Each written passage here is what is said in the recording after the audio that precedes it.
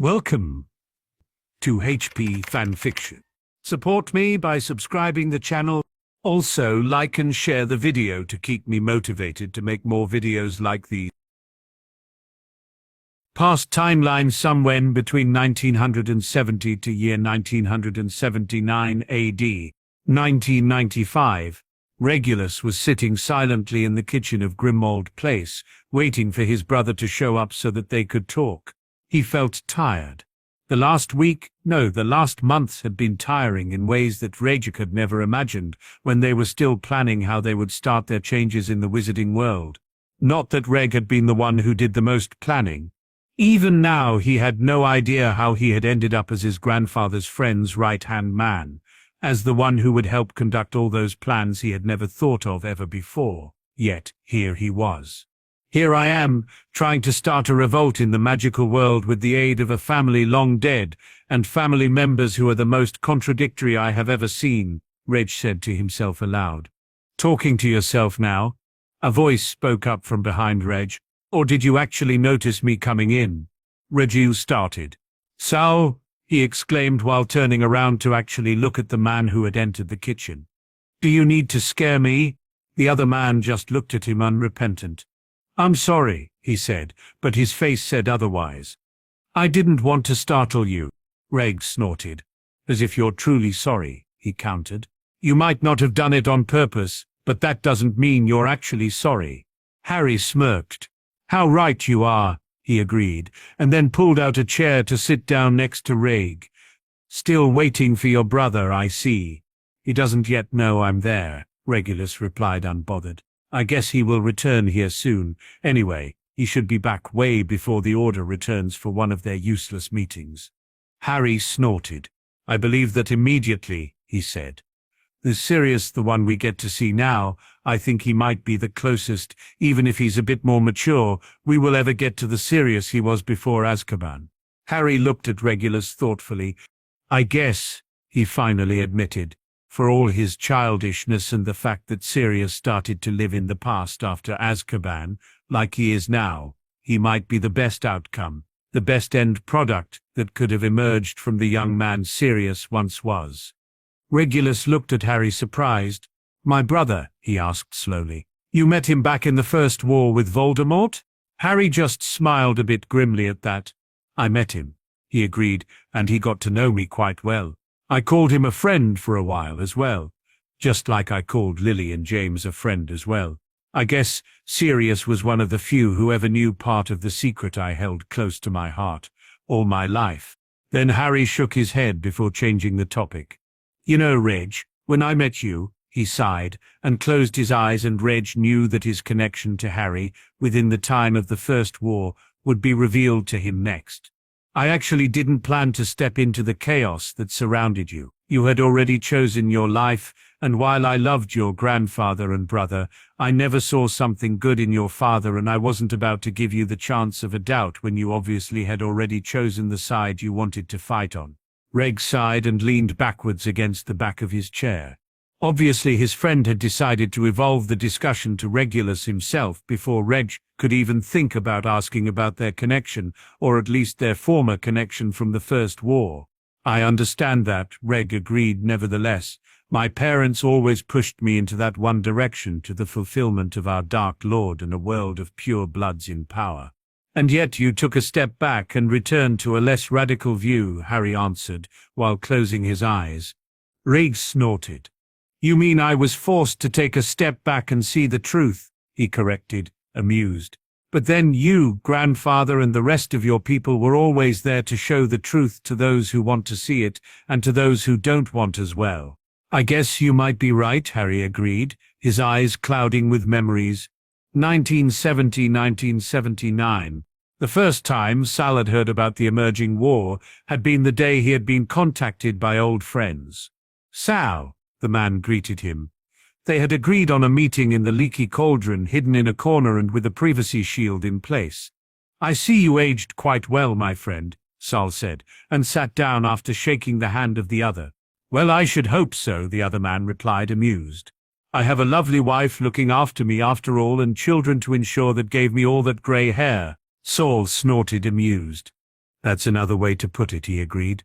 Now tell me, how have you been, Arcturus? I had a good life, Sal, Arcturus replied before he frowned. Even if I think that my son is missing the backbone my father always had, well, I guess he's far too much listening to Wahlberger. And you know that this daughter of Polly is the only one who actually inherited the well-known black insanity. Sal raised an eyebrow. I always thought that insanity was just part of the rumors surrounding the blacks, he countered. Arcturus sighed. I wish, he said, but I fear that in every other generation are one or two who lose their grip on reality. And while I thought Wahlberger to be sane when my son wanted to marry her, since then I noticed that she definitely isn't. She even went so far to burn Marius from the family tree in Grimmauld Place. Sal frowned. Is this the reason? No, Arcturus countered immediately. I have it under control and I will step in if she steps out of line. No, I contacted you because of a few rumors I heard that would be very bad if they turned out to be true. In the end, those rumors would be the reason why Sal actually decided to return to the war. This was Voldemort's war, and yet Sal couldn't simply sit by and watch while Albus Dumbledore and Tom Riddle decided to act out their war on the shoulders of their followers. Yet, there wasn't anything to go by but rumors, which would needed to be turned into facts before they could do anything. Facts that Sal needed to find first, and which would take him 2 years to uncover even with the knowledge that he had to look for a Tom Riddle or for Lord Voldemort. But while he knew who to look out for, he had no idea who had actually been drawn to the new Dark Lord so early in his first raise to power. In the end, Sal had to spend 1.5 years to uncover the group that had been drawn to Voldemort, and yet he hadn't had any success until the attack started. You heard about those people 1.5 years ago? Charles asked in surprise, and Sal nodded, sighing. They had met at Charles's home and were currently sitting in his living room together with Charles's wife Dorea. Rumors only, Sal agreed. Nothing valid, at least nothing until the attacks. For a moment Charles said nothing, and instead exchanged a meaningful look with Dorea before he turned back to Sal to actually formulate the thoughts his wife and he shared. So, what else were you up to until now that it took you 2 months after the first attack to come here? Charles asked, and Sal had to admit that the man had gotten to know him over the last war quite well. But then, that Charles knew him was part of the reason why Sal had come to his godson first, after returning from his search. I was researching the new Dark Lord, Sal answered, halfway sincere, since he couldn't say that he actually knew quite a bit about Tom Riddle, aka Lord Voldemort already, but had to confirm some of his facts before coming to his friends. What I found wasn't pretty. What did you find? Sal's face darkened at that. He had theoretically known already what he would find, or at least he had partly known it ever since meeting the shadow of Tom Riddle when he was nothing but a 12-year-old child. Oh, back then little Harry Potter hadn't known what he was looking at. Back then he had only seen a little girl in the clutches of Lord Voldemort, not the abandoned child that had been Lord Voldemort once, and who had echoed through the Horcrux little Harry had to fight. It was now, looking back and remembering that Sal finally understood what he had seen when he had been nothing but a child.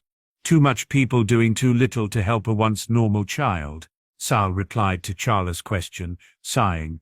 Also, there is some evidence that he basically delved into the dark arts head first and found the most disturbing, most dangerous things he could and did them. Rituals without protections from their magic. Horcruxes.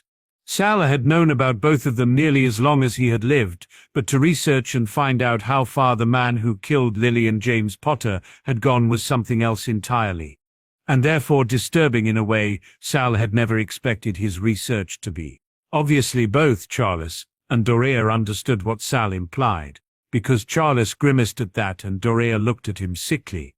I would prefer to be spared the details if I don't have to know, Charles said honestly, and Sal nodded.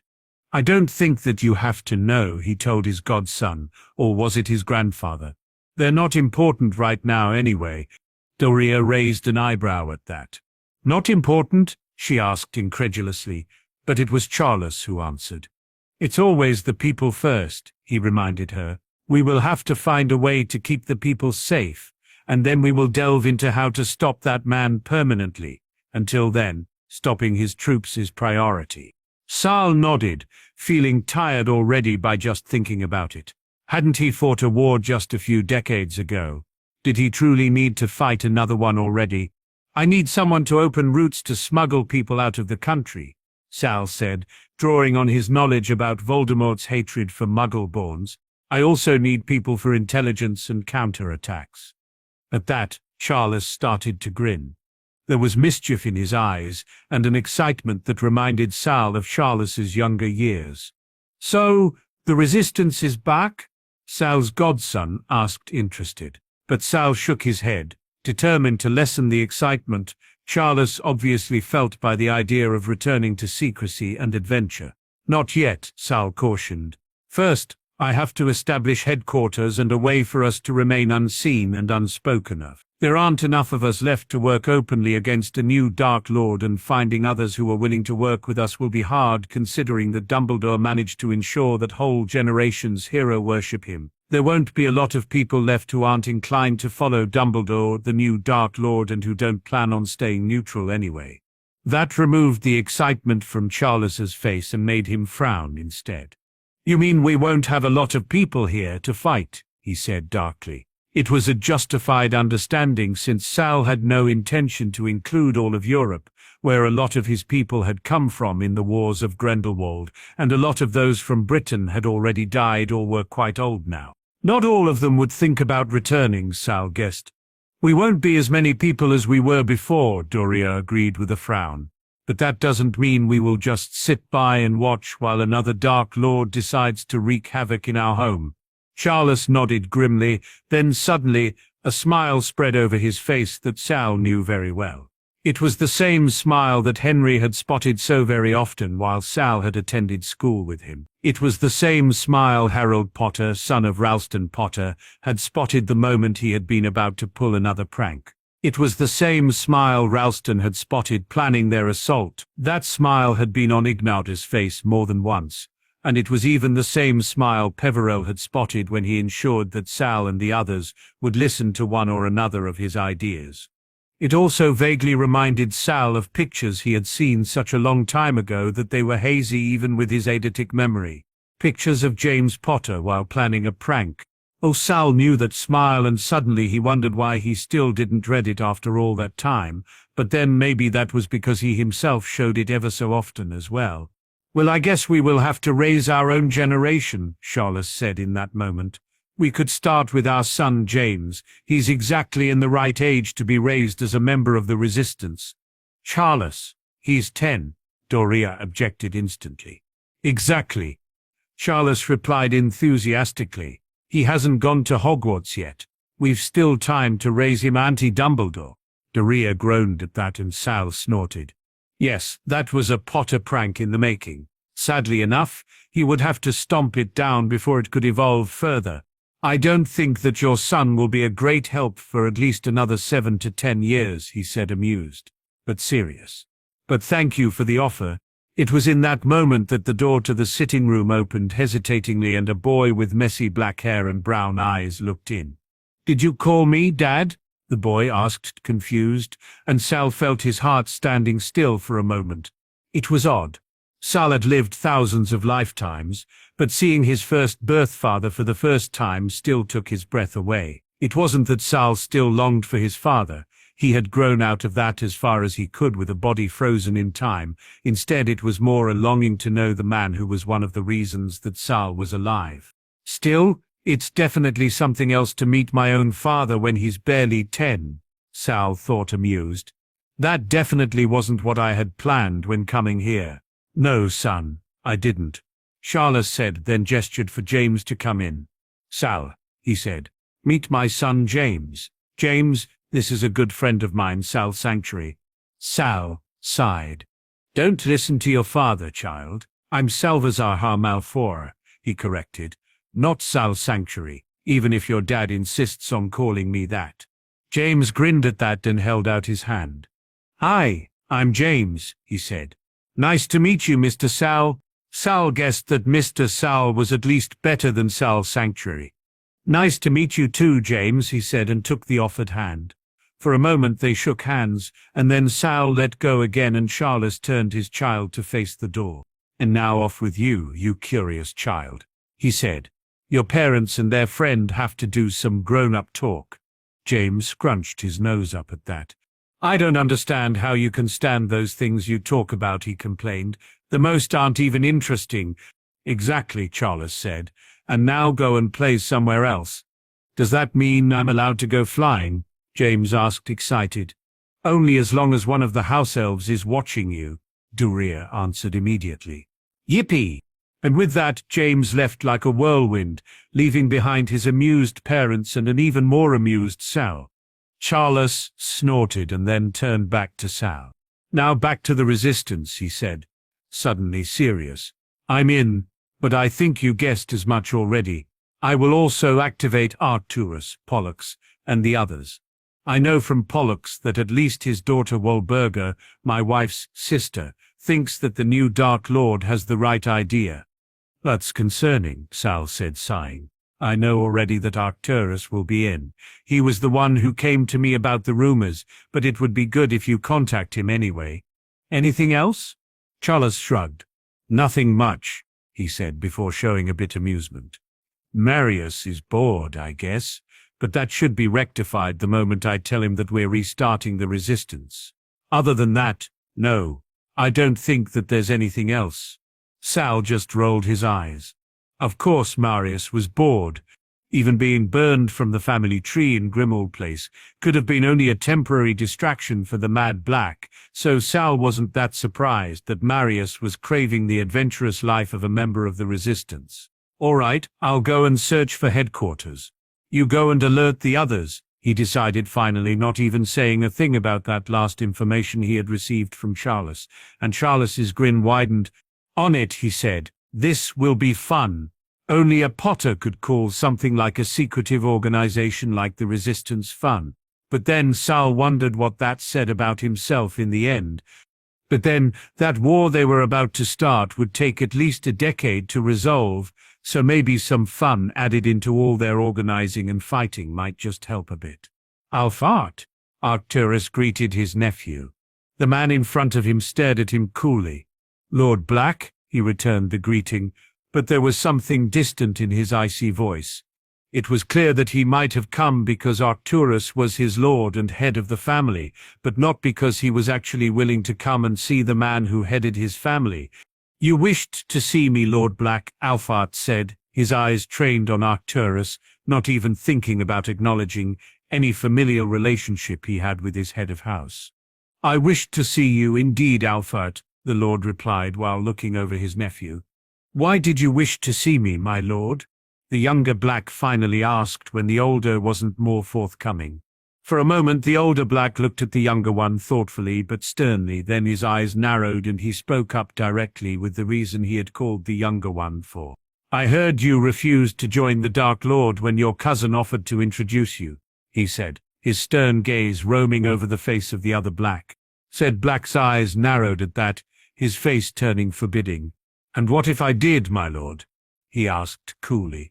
His face told Arcturus that the other man was expecting either a punishment or even a banishment from the family for his decision. Arcturus just looked at his nephew for a second or two, then his lips twitched in an attempted smile.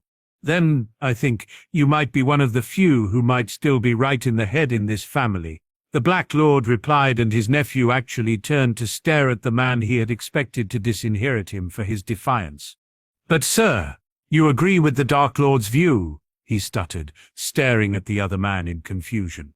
It doesn't matter if I agree or not, Arcturus countered. What matters is that the Dark Lord is a threat to our world, and someone needs to keep connected to him and his peers to gain whatever knowledge they are willing to share. Alphart looked at his lord at that in surprise. Knowledge, uncle? He asked. For once, maybe the first time in his life, actually using a familial title to address the man he had known as his lord for nearly all his life. The older Black looked at him coolly. There are some things you can't prevent without the knowledge you gain from your enemy, and knowledge needs to be gained somehow, he answered the younger Black. Alphart just stared at his uncle. I will keep those ties until at least my heir is at an age he can decide for himself. Arcturus continued. Your heir, uncle? Your nephew, Sirius, Arcturus replied. Alpha just looked at his lord in surprise. I thought that your son Orion. He is following the new Dark Lord and listening to his wife, who's following him as well, Arcturus pointed out dryly. No, Alphard, nephew, this is not what I wish for my house to end in. Not as servants when we were once proud lords of the magical world. Alphard just looked at his uncle for a second or two, his face showing his indecision and surprise. If you spy on the Dark Lord, he finally said. Who do you spy for? I can't imagine you spying for the headmaster of Hogwarts or even the ministry, uncle. I'm not, the older man replied, amused. But they aren't the only ones fighting against the dark, you know, my nephew. Alfred blinked in surprise at that before his face turned into determination. If that's so, uncle, he said, then please, introduce me to them. I can't fight with Dumbledore, and I won't fight with the ministry, yet I can't stay neutral. Too much is happening to sit back and just watch. I wished there was someone else fighting before, but I never imagined that the one fighting might be part of his own family. For a moment a pleased smile could be seen on his uncle's face. Then the man clapped his nephew on the shoulder. I hoped you would say something like that, he said, amused. After all, there was a reason why I approached you today. And like that, Alphard Black would be one of the first people to join the resistance against Voldemort. Albus, the headmaster, looked up from his work to see one of his most trusted people in front of his desk. There's something strange going on with Voldemort's people. The headmaster frowned. What did you discover, Alastair? He asked, a bit concerned. The first attacks of Voldemort's men had been 3 years ago, and slowly but surely the battles had increased. Albus feared that soon they would be forced to talk about a war instead of single attacks from hostile forces. They're rumors, Albus, Alastair Moody replied slowly. Rumors about leaked information, and yet neither we nor the ministry ever received any information about the Knights of Walpurgis movements. Leaked information? Albus repeated, his attention now fully on his second-in-command. How did a rumor like that even crop up if there's no evidence within our group or the ministry? There has been a healer on the side long before either we or the ministry even managed to turn up and alert St. Mingo's, Alastair replied immediately. People who survived have talked about him. It's always the same description. Black hair and eyes like the Avada Kedavra. Black hair and eyes like the killing curse, Albus repeated and started to frown. That sounds more like superstition. Superstition, Albus. The man has been seen. The man described is a figure that appears all over history, Albus countered immediately. I know that you're not that knowledgeable about wizarding myths, but I assure you, Alastair, that description isn't the first time heard about. I remember several instances in history that a person who helped was described like that, including the famous, fictitious character of Headmaster Sal Basilisk-born of Hogwarts. There's no evidence, absolutely no evidence that a man like that ever existed, like there's been no evidence that any man with a description like that ever existed. Albus, you can't say that all those people would lie. I never said they were lying, Albus interrupted his friend again. I just say that they describe what they thought they saw, and what they thought they saw was mixed with the fairy tales they know, and therefore their description of a passing healer who stopped to help turned into a description that everybody knows already, a description based on superstition. For a moment Alastair looked as if he wanted to object, but in the end he sighed and shook his head softly. I will keep an eye on it anyway, he said.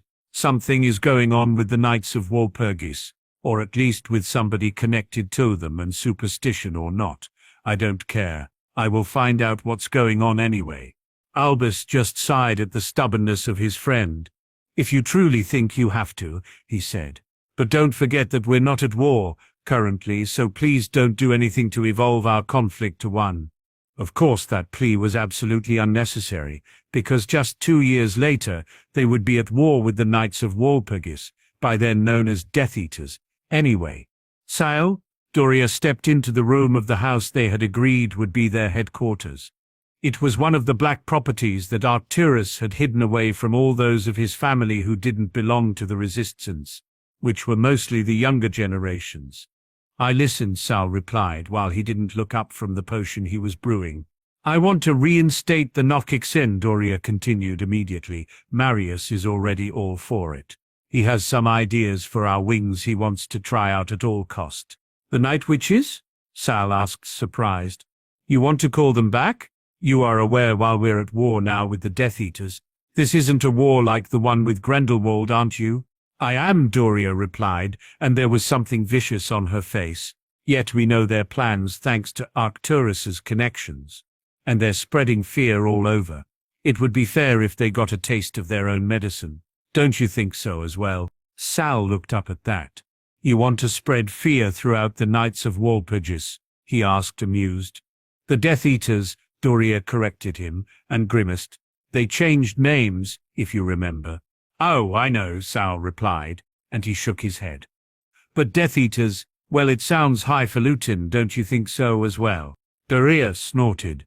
Knights of Walpurgis doesn't? She asked, amused. Sal shrugged. At least it doesn't offend an entity that maybe shouldn't be offended if you want to live comfortably, he countered. Doria looked at him surprised.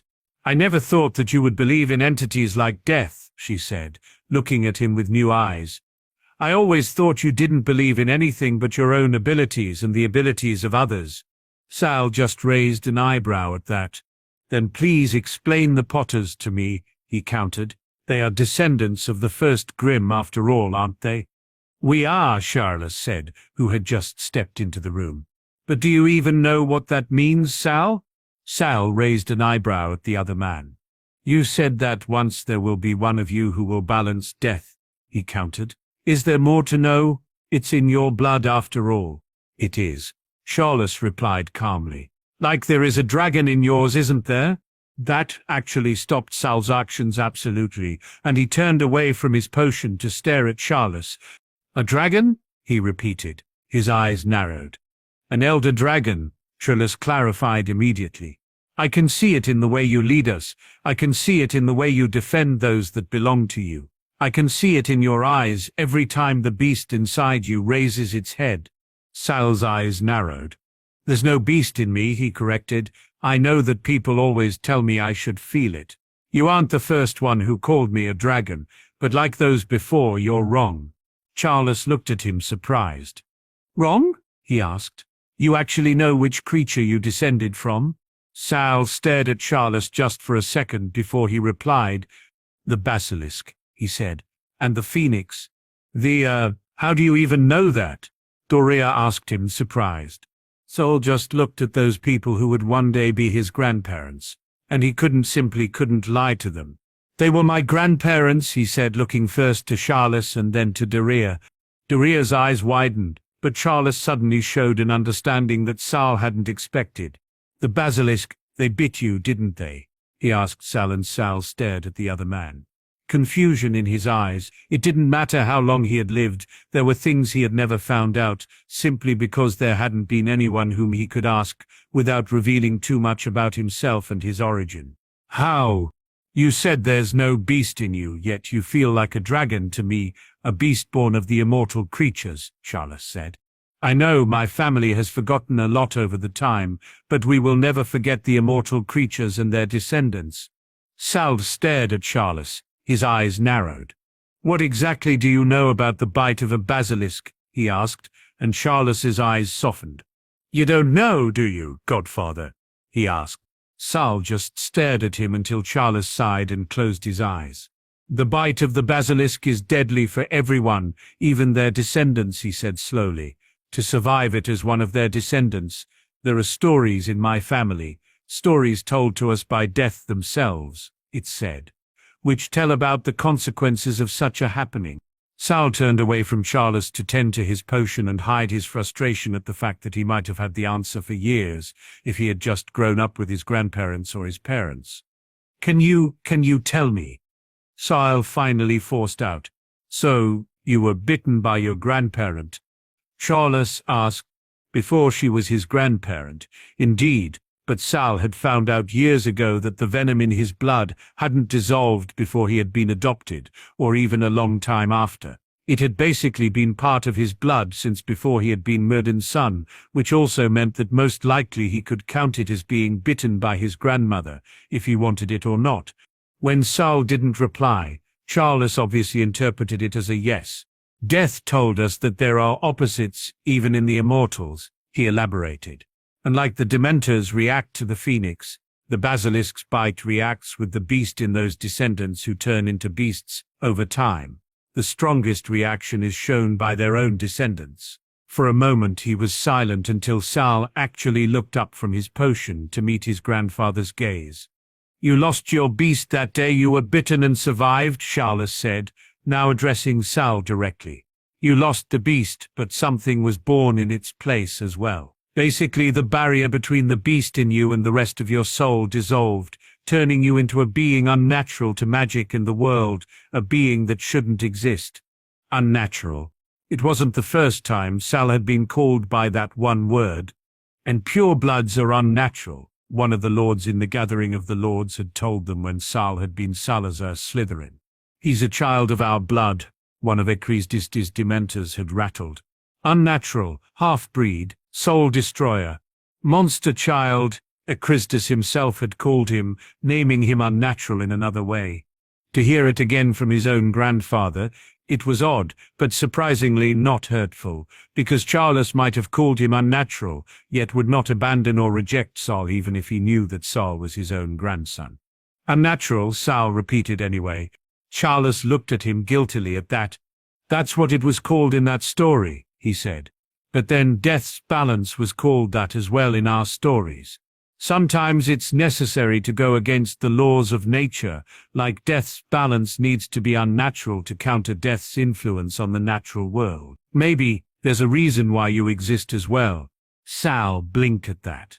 "Death's balance is unnatural?" he repeated. "I thought being the master of death was being Death's balance, and therefore the last one who had that role was part of your family." "It is, and they were," Charles replied. "The first Grimm was the last master of death, but one day there will be another, and they will go against nature like the first Grimm did. After all, how else would you call it if it's the son of death who gives life?" "But it wouldn't be Death's son the next time around," Sal pointed out tiredly. "His son is dead already." "His son, yes. But our family exists still," Charles replied. "Most likely it will be one of my own descendants who will take up that title as well." Sal felt dread settle in his stomach at that. One of Charles's descendants. Sal was one of them. "Of course," Charles added as if to calm his own mind at that thought. "The descendant who could take up that title would have first to be unnatural in their own way. Otherwise there's no way that they could be powerful enough to balance an entity like death."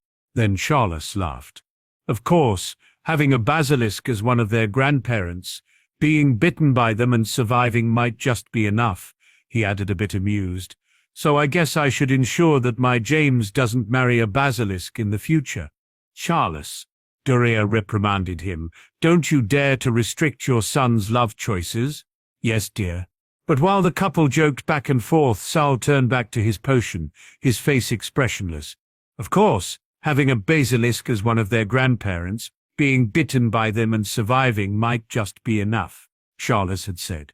So what meant that for Sal, who was bitten and had lost the beast that should have slept in the depth of his soul? What did that make Sal, whose Furbolg inheritance was so deeply connected to his soul that even a born elder dragon couldn't distinguish between the phoenix basilisk part of Sal and the lesser one of the elder dragon? And did Sal truly want to know?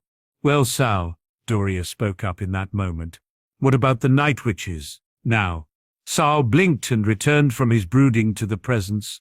"If it makes you happy," he agreed. "I don't think it will hurt us if we try." Of course, try meant that as soon as the witches returned to the fight, which would take a few years because they needed to recruit and train up new witches first, the Death Eaters would pick up on Grindelwald's men's most used cry when fighting Sal's people. "Night witches, save yourself if you can." But then, that was nothing that hadn't been expected by Sal and his people. Uncle Alphard Black, who was looking at one of the plans of the Dark Lord the Resistance had pieced together, looked up surprised to be interrupted by something he was normally left alone while doing it. "Andromeda," he said, surprised. Shouldn't you be at home preparing for your wedding? His niece snorted. Well, she said, I will marry, but I won't marry the man my parents chose for me. My fiancé Ted and I came here because I told him that you at least were a decent person, and he wanted to meet at least a part of my family if he could. Alphard looked his niece over at that and found her expression as defiant as his own had been back then, when he had been confronted by Arcturus Black. Ted, he repeated. Ted, who? Ted. Well, Edward Tonks, his niece replied, staring at him coolly. He's a Hufflepuff and a Muggle-born. Alphard blinked, then he turned back to his plans. Well, good for you, he said. If you need help to start your family, ask your grandfather or your great-uncle, will you? Andromeda spluttered. Neither grandfather nor great-uncle Arcturus would ever help me so that I can marry a Muggle-born. She pointed out immediately, Uncle, they're allied with the new Dark Lord.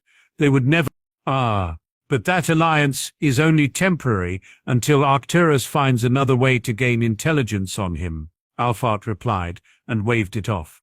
Your Uncle Marius is already planning the finishing bang when we dissolve the alliance for good. My Uncle Marius? Andromeda repeated, her eyes now wide. I thought he was a squib and banished from the House of Black.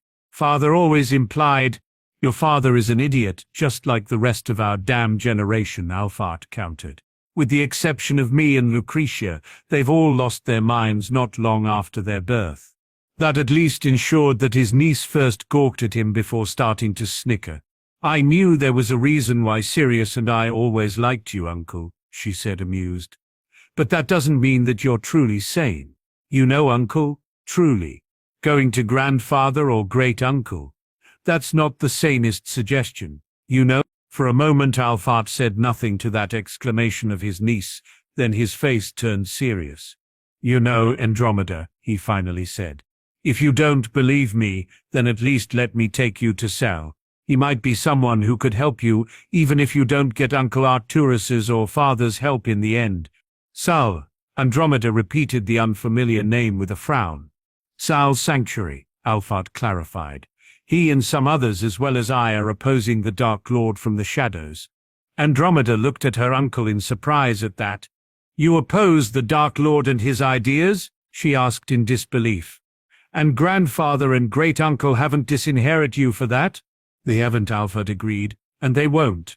Don't worry about it. Now, will you at least let me introduce you and your fiancé to Sal's Sanctuary? For a moment, Andromeda looked at her uncle in amusement.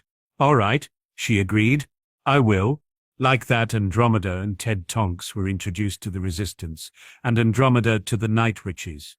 Oh, dearie, it's quite easy to fly a broom like we do. Come on, let me show you, dearie. You might even love it and admit it. As a black woman, you were basically born to be one of us. Aunt Doria. Oh, don't Aunt Doria me, Andromeda. You and I know both that it's the black blood in you that lets you come here and act against the current Dark Lord. Well, when it was said like that, there was no way that Andromeda could actually object. Arcturus, the greeting was cold, but not hostile. The man who greeted the Lord of House Black was regal in his own way, his long white blonde hair braided in the style of lords long past. Abraxas? The Black Lord returned the greeting as coldly as the one he had received. How do you fare, and how does your master fare? At that, the blonde man frowned. You sound disapproving of our lord, he said slowly. He's no lord of mine, Arcturus countered immediately. He might be your lord, Abraxas, for all I know, but he's not mine and he will never be. At that, the other man frowned. I know that you searched out our lord's people within the last years, he pointed out to Arcturus. I'm aware that your heir's son isn't interested in our lord, but considering that his cousin Bellatrix has joined us just months ago, we thought you interested as well. Bellatrix joined without my consent, Arcturus replied coolly. My daughter-in-law might sympathize with your cause, like my son and heir, but that doesn't mean that I am as well. As a fact, I will ensure that my heir's son will be my heir instead of my son within the next few days. That actually left the other man speechless. Arcturus, he finally exclaimed, I know we have been old friends, but this is a fact. Arcturus interrupted him coolly. My heir's son will turn 17 in less than a month. Until now, I kept my son as my heir, but the moment my grandson will turn 17, he will be my heir instead. Of course, considering that I needed to play it safe, I decided to keep ties with those who follow that new Dark Lord until now as well. It was just reasonable to ensure the safety of my line until my heir was grown enough to look after himself. The other man frowned at that. I know that we're old friends, Arcturus, he said slowly, but confessing that you only held your close ties with our Lord to know our plans. That was part of it, Arcturus agreed immediately, not even bothered by the fact that the other man looked at him in horror. But then, I wanted to get to know your Dark Lord's character as well. I needed to know who I would be facing the moment it was finally safe to step out of the shadows. Abraxas Malfoy looked at the Black Lord frowning. And now you decided it's finally time to step out of the shadows and openly oppose the Dark Lord? Abraxas asked his friend, still frowning. Arcturus just looked at his friend coolly. So you will go to your lord and expose me to him? He asked. And when Abraxas kept his silence, the Black Lord nodded. I guessed as much. We're friends first. Even in your mind.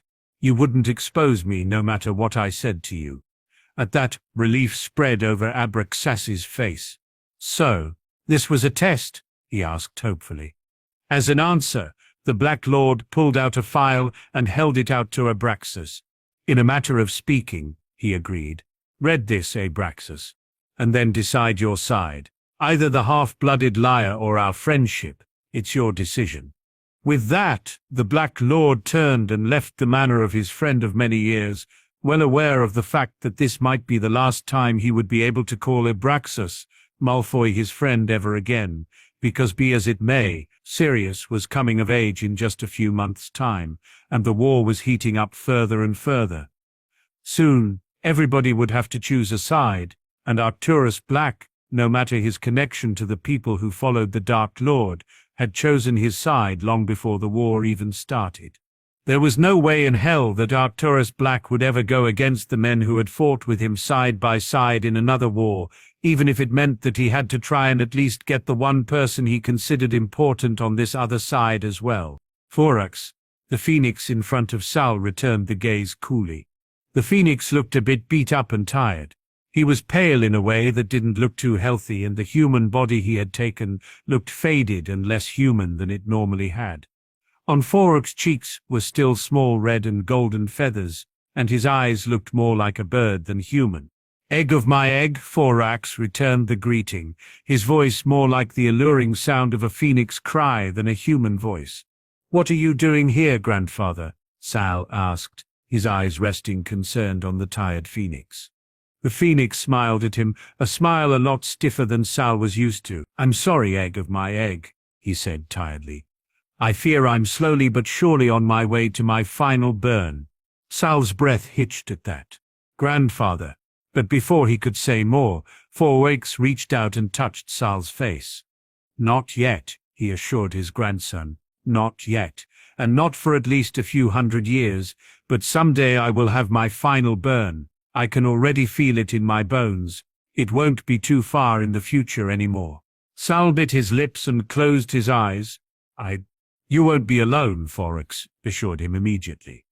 I will stay with you even if I won't be able to turn human anymore in only a few years. Unlike the basilisk, the phoenix doesn't lose their mind. Instead, they burn and simply never return. Like my ability to change into a human for a time will burn into non-existence with my next burning day. Then the phoenix smiled at his grandson. Nevertheless, never believe that I will leave you, he told Sal.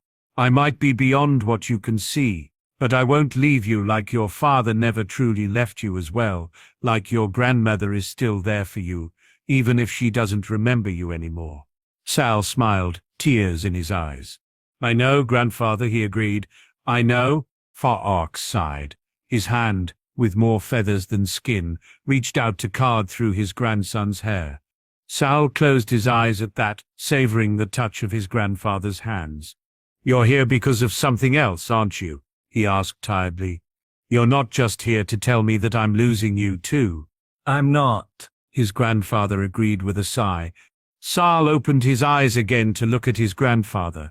Why are you here? He asked, before vague memories of a time so far back, and yet so close in the future, suddenly resurfaced. Are you here because of Dumbledore? Sal tried to keep judgment out of his voice, but no matter how much he tried, he couldn't stop the judgmental tone of his voice. His grandfather snorted. I actually don't care about the current headmaster of Hogwarts in one way or the other, Forvrix replied, but Hogwarts and you I care about. At that, Sal looked at his grandfather surprised. Grandfather, he said, staring at the phoenix. The phoenix just carded through Sal's hair a bit more. Hogwarts. I'm not too sure what's going on there, but the moment I returned, there's something different there. I can't hear my egg's voice anymore, the phoenix said, and Sal closed his eyes again, this time full of bitterness. Whatever it is, he said bitterly.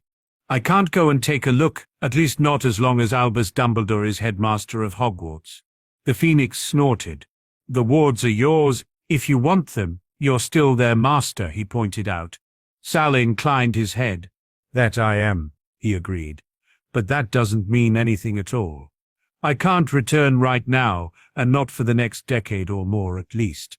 The school will be safe, the phoenix interrupted him. I will personally ensure the safety of the students and the school. Sal stared at his grandfather. That would bind you. Your grandmother is there, and while she doesn't remember me, she's still there, Forwax reminded him. I won't be alone, and I won't suffer there. Sal just stared. But the school will be safe, the phoenix repeated. You don't have to worry about it. No matter what changed, no matter whatever went wrong there, I will keep it safe for you until you can come back there and take a look yourself. And when your time is up? Sal countered. What, when you can't change anymore? When you can't remember anymore? I'm not a basilisk or an elder dragon. Egg, his grandfather countered, amused.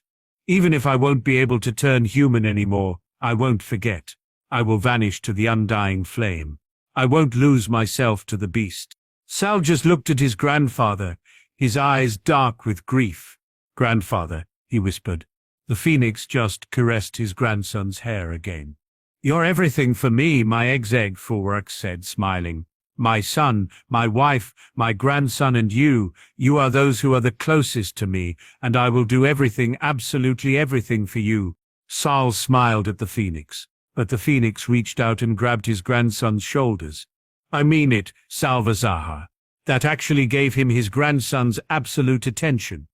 The phoenix normally never used his grandson's name. If I have to give my life for you, I will. If I have to go against nature for you, I will. I will even go against my own heart, if it means that you or Anna will survive. Sal shuddered, in his mind the memory of a phoenix blinding a basilisk. I will even go against my own heart if it means that you or Anna will survive. A phoenix going against a basilisk and a boy cowering on the floor in front of the giant snake. And Sal couldn't help but believe his grandfather that he who'd do everything, absolutely everything for his grandson and great-grandson. It had taken nearly a year, but at the end of it Arcturus and Abraxas met again, this time because Abraxas asked for it. Arcturus, he greeted the other man. That file? How did you come by it? A friend of mine gave it to me, Arcturus replied immediately. It was part of his research into the Dark Lord when the man started to gather followers. Yes, followers, Abraxas spat, his eyes full of fury. Followers of a man whose line has been disowned from Slytherin for centuries. A man who is nothing but a half-blood yet talks about the greatness of purebloods and their power. There was fury in his eyes. He branded my son, he used me, and he uses everybody else. He stared at the Black Lord icily. He will bring us all nothing but ruin. Then his eyes caught the Black Lord's gaze. I finally understand why you came and gave me that file. I finally understand why you oppose him. His eyes stayed locked with those of the Lord. My son might not be willing to listen to me right now, too enamored with the Dark Lord as he is, but I won't sit by and watch while the darkness wins what shouldn't be won. And maybe, one day, my son will see reason as well. He's still a child, after all. Of course, when Lucius Malfoy finally understood the Dark Lord's true nature, he would be far too deep into the circle of hatred already to simply step out and too cowardly to forge his own path, despite his connections to the dark. It would take Salvatio Malfoy stepping up and forcing him to finally admit that he had followed the wrong path all along. The attack on Diagon Alley was vicious, yet it found a resistance that hadn't been expected by the attackers at all. Doria. Charles, are you insane? Just a bit, Garrick. Charles called back while taking down first the Death Eater to his right and then the one to his left. Why do you ask? Doria behind him laughed before she jumped up in the air again, supported by the broom bound to her back, just to land with a round kick, bringing down 3 Death Eaters with that kick at once. Oh, come on, Garrick, she called. It's not the first time we have a confrontation with 1 against 20. The wandmaker who was fighting a bit down the street sighed. I wasn't commenting on your fighting, he called back then. Then what were you on about? Charles asked and took down another Death Eater. Ollivander threw a disbelieving gaze towards the Potter couple before he gestured with his wand down the street, not caring that he took out the eye of a Death Eater with the tip of his wand. Annoyed by the Death Eater in his way, he took out the Howling Man to ensure that the Potter couple actually knew where he was pointing. Doria followed his wand with her eyes. So? She asked, and kicked another Death Eater in a very sensitive place, before releasing him from his misery. Charles and Ollivander winced. It's not as if we could have left him at home. We wouldn't be very good hosts if we did, would we? Ollivander looked skeptically down the alley. I still say you're insane, he decided in the end, and took down a Death Eater who had wanted to sneak up from behind before he sliced his own finger open and bled on the street. The next moment there was a flash all over the alley when wards that had been dormant since the time of Lord Morgan were activated. At least 6 Death Eater were caught in the activating wards and burned to crisps. And here you go round and call us insane, Charles commented while he looked at the charred remains of one of the Death Eaters. Was that really necessary? It was, Ollivander replied calmly. They're there to keep the alley safe, after all, unlike your own little addition. Garrick, Doria reprimanded him immediately. He's my brother. So? Ollivander replied. He's dissecting Death Eaters in the alley. There could be children around watching. Doria frowned. She said thoughtfully. Good point. Then she turned around and called out to her brother. Marius, she cried, take it to Knocken Alley if you want to take them apart. There are children here. That was not what I meant, Ollivander corrected, sighing, but then he guessed a solution like that could work as well. But then, what else could he expect from the black siblings who made Grindelwald's armies cry for their mothers in fear? Albus Dumbledore was sitting at his desk in his office. He felt old. It seemed to him that it must have been decades since he last felt in control, since he last felt safe in the British wizarding world. He closed his eyes. In that moment there was a knock on his door. For a moment, Albus actually contemplated ignoring it, but in the end he forced himself to answer like he always did. Come in, Alistair, my boy. The door opened and a singed-looking man entered. He had some new, gruesome-looking scars in his face, still red and swollen, and his eyes were dark with hidden worry. Albus, he greeted the headmaster of Hogwarts with a severe tone of voice. Diagon Alley was attacked 2 hours ago. Albus closed his eyes and sighed, already resigned to the violence accompanying that statement. How many died? He asked, while mentally wondering if he wasn't getting too old to lead a war. Albus Dumbledore had never been the most conflict-orientated person. The last time he had been part of a conflict, he had tried to end it as soon as possible, something that he had been able to, luckily. But Tom Riddle wasn't Grindelwald, and unlike with the later, Albus had no chance to use a bit of luck to overwhelm Tom Riddle. Not even a handful died. Alistair answered in that moment, stopping Albus's thought process and making him look up in surprise. How? He asked his second-in-command. The auras.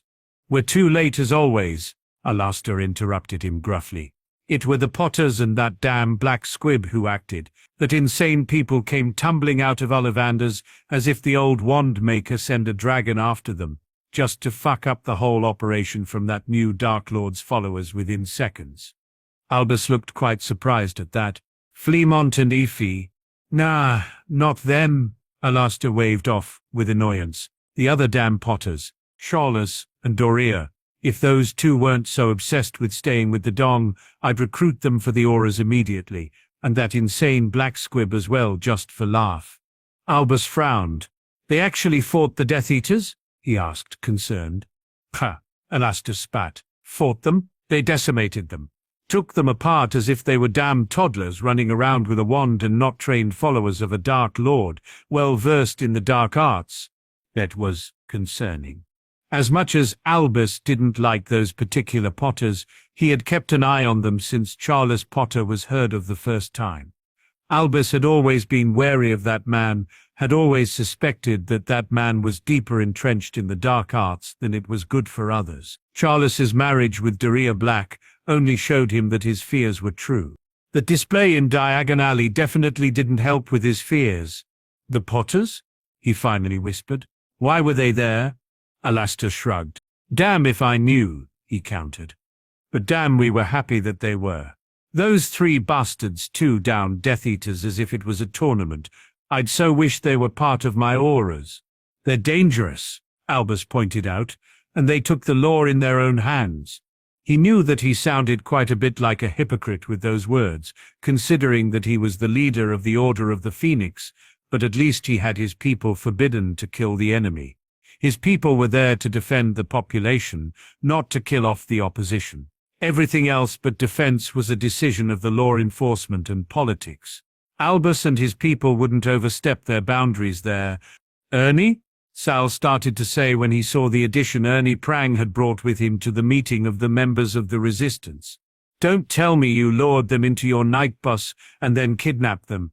Ernie blinked and then looked backwards towards the two who followed him. Both redheads looked a bit worse for wear and were looking at Ernie a bit in apprehension. I might, Ernie finally confessed, before he shrugged, but then they were discussing Dumbledore and his lack of acting against the Death Eaters quite loudly in the Leaky Cauldron last week. I just thought they might be interested in the alternative. So you brought them here, Sal concluded, and closed his eyes. Honestly, between Mad Marius and some of the others, he often wondered if he was the only one sane left in that whole bunch. Wait! The redhead on Ernie's left spoke up in that moment. Is that Mum?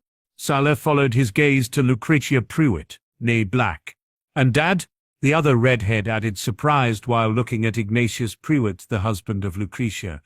What are you two doing here, Mum? Dad? The two red-headed twins intoned together. We thought you refused to fight against Voldemort. We don't refuse to fight against a Dark Lord, children, Ignatius said, sighing. It's more that we refuse to fight at Dumbledore's side. Well, at least Lucretia refused to do so. She's a Black, after all. The two sons looked at each other. So you, fight against him here? The right twin asked, amused. Exactly, Ignatius replied immediately. This is the Resistance, Ernie added. Some people here fought against Grindelwald already. Others joined some time in this war. If you want to be more hands-on when it comes to the fight against the Dark Lord, you're definitely welcome to join us. The twins looked at each other. So, you're actually truly fighting against Voldemort and not just sitting there and talking? One of them asked interestedly. Why didn't you ever tell us about an option like that, Mum, Dad? The other asked instead. The parents sighed and looked at each other. You weren't willing to listen, they pointed out to their sons in the end. All we ever heard was Dumbledore this and Dumbledore that. We never thought that you could have been interested. The twins looked at each other for a second. In the end, they shrugged both. You might be right, Mum and Dad, they both agreed in the end. But then, back then we were children and bedazzled by the words of the headmaster and the stories about his deeds. Then they stepped up to the table and sat down into two empty chairs. All right, they said in unison. Let's talk plainly. What exactly do we do to fight against Voldemort? They would soon learn that fighting with the Resistance meant to fight in secret and with all the deception they could manage. It would be totally different to their normal Gryffindor approach, but it stopped a lot of the Death Eater attacks a lot better than anything else ever could. Of course, it would only help when they added a millennia-old strategist some months later to their ranks. Peter. Sal stared at the vampire in front of his door. Sal, is there anybody we know at the door, or are you just staring out of it for whatever reason? Sal turned to look at Arcturus and Pollux Black, who looked at him in concern. Both of them had their hands on their wands, clearly ready to draw them if necessary, and considering that Sal had stopped dead in the door after opening it, they seemed to think their concern was valid. Sal sighed, before finally stepping aside. Don't worry, he told the men behind them. He's not a threat. Not a threat? The man who stepped through the door asked, amused. But Peter, how can you actually say that and destroy my reputation? I worked hard for it after all. Sal sighed, but resigned himself inwardly to the big mouth of his son, for the next 10 years at least. Anna, he reprimanded his child anyway. The vampire grinned at him, showing his teeth, and both Arcturus and Pollux exchanged a disbelieving glance after recognizing the vampire for what he was, before Pollux snorted in amusement. I should have guessed that you would even reprimand vampires of a few hundred years of age like they were your own unruly children, Pollux finally said, amused. Sal raised an eyebrow, but Anastasius snickered. Yes, Peter, he exclaimed, why do you reprimand me as if I were your own son? Anastasius Arthur Lucidarius Sanguini. Sal reprimanded his son with a stern gaze. Don't play with the mind of children. At that, Arcturus and Pollux actually exchanged a look. Children? Arcturus repeated. Did you just call us children, Sal? Sal threw a guilty look at his friends. I'm sorry for calling you that, he apologized. I didn't mean to say it how it turned out. But you still meant it, Arcturus pointed out, more amused than offended. Sal looked at his friend guiltily. I might have meant it at least a bit, he agreed, not bothering to lie to his friends. But then I am older than you by enough to be your father, aren't I? And grandfather and great-grandfather and… Anna? Sorry, Peter, the vampire replied. But honestly, if you want me to shut up, give me something to do. Sal pinched his nose with a sigh. All right, Anna, he finally agreed, but you're going to help as a strategist and a smuggler. If I catch you fighting the new Dark Lord or his minions, I will punish you. Anna pouted. But, strategist and smuggler, that sounds so lame, he complained in the voice of a 5-year-old, his eyes twinkling in amusement. Sal rolled his eyes at his son. Child, he countered. I definitely don't need another Gryffindor in the midst of things. I've already more than enough of those around after all. As you wish, Peter, the vampire agreed readily and then skipped over to the table to look over their plans. Arcturus and Pollux watched him with a raised eyebrow while the vampire was studying the plans while humming Bad Moon Rising by Creedence Clearwater Revival. He's a bit insane, isn't he? Pollux commented, a bit amused. A bit? Arcturus asked, amused. I would say he might even rival the Blacks in their way of insanity. Sal threw the other two an annoyed look. Stop this, he told them coolly. Anna's not insane, just a bit too Gryffindor for his own good. I won't let you compare him to your own offspring just because you actually failed while raising them. At that, the other two exchanged a glance over Sal's head before patting him on the shoulder left and right. Of course, just tell that to yourself, Arcturus agreed. After all, taking in a vampire as insane as our own children as your own child wouldn't do for the great Sal's sanctuary. I'm not a place. Sal immediately objected. Ah, but you're the lord of enough land to actually be called a place, the vampire from the table called out, showing them that he heard everything. And honestly, Peter, after being called that many different names, being called a place or not shouldn't matter to you so much. Sal sighed. Of course his son would take the side of his two friends over his own. But then, considering that he wouldn't get rid of his son anymore, he guessed he would have to live with it for now, or at least not until the end of the war. We lost Durir and Charles today, Sal started their meeting with. They died shielding some Muggleborns in Diagon Alley in the third attack since the start of the war. The others, especially Fleamont and Euphemia Potter, and sat around him silently. They all were grieving in a way or form, especially Fleamont, who had lost his Charles identity just a day before. Of course, Fleamont and Euphemia would actually lose their life just 2 years later. While their first time, the death of Charles and Doria Potter, was declared a death by dragonpox, the second time the Ministry didn't bother to hide the death as anything but what it was, a death by the hands of the Death Eaters. At least they died doing what they believed in, Alphard Black spoke up. He would die half a year later, kicking the arses of some very unlucky Death Eaters. 2 of them would be found in St. Mungo's for the rest of their lives, 3 in the graveyard, and 1 would hide away to hide the scars he received while killing Alphard Black. After his death, Alphard would be blasted of the family tree by Woolburger after leaving Sirius some money in his last will and testament. If Alphard would have ever found out about his sister's actions, he would have felt proud since he adored Marius Black like nobody else. And getting the same treatment like his idol, well, Alphard would have thought it worth dying for. And they went down fighting 27 Death Eaters and winning, Anastasius Sanguini added. When the vampire had turned up, Sal had just pinched his nose before gesturing for his son to come in. He knew that, if he had refused, his son would have found another way to fight against Voldemort. Sal thought it best to keep the troublemaker close and possible out of earshot and eyesight of the Dark Lord, which was easier said than done. They also succeeded in ensuring that the Smuggler's Point in Diagon Alley won't be found by any Death Eater ever again, Arcturus added. His mood had darkened over the years the longer he watched one black after another succumbing to Voldemort's spell. When Andromeda had run away to marry a Muggle, Arcturus had looked as if he wanted to kiss the girl, and then Pollux had come and reminded him that the blacks were officially dark and that he had to disown the girl instead of kissing her.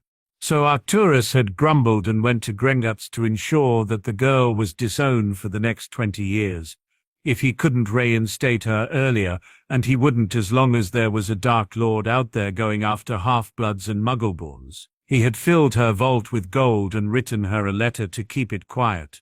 Andromeda Tonks and her husband Ted had been the only new members of the Resistance that were still beneath 20. It's true, Garrick Ollivander said in that moment. The wards on Diagon Alley are better hidden than they ever were. Sal just nodded. Even if the Potters hadn't died in the end, they had brought a sacrifice for the alley, and that was enough to evolve the wards into something more than they had been before. Soulwards are always better than simple bloodwards, Sal agreed. Still, we can't get careless. The attacks of Tom Riddle have grown in numbers and strength. Our intelligence officers have trouble to get the messages to us in time for us to get out the people, and we've still no confirmation about any of the rituals Tom Riddle did to ensure his immortality. Sal might be quite sure that Voldemort had undergone the ritual to create Horcruxes. He had had his Atras and Godfather's evaluation of his scar and his own memory of second year after all, but he hadn't found any other confirmation about Horcruxes until now. No rumors, nothing. It was disconcerting and a little bit frightening, but as long as there weren't any rumors, searching for Horcruxes wasn't something Sal had time to do. He guessed that he would be able to look into it later on when Voldemort had been vanquished for the first time. It wasn't ideal, but at the moment keeping as much people alive as he could was priority, especially since his own resistance was a lot more effective, even if also a lot more secretive than the Order of the Phoenix of Albus Dumbledore.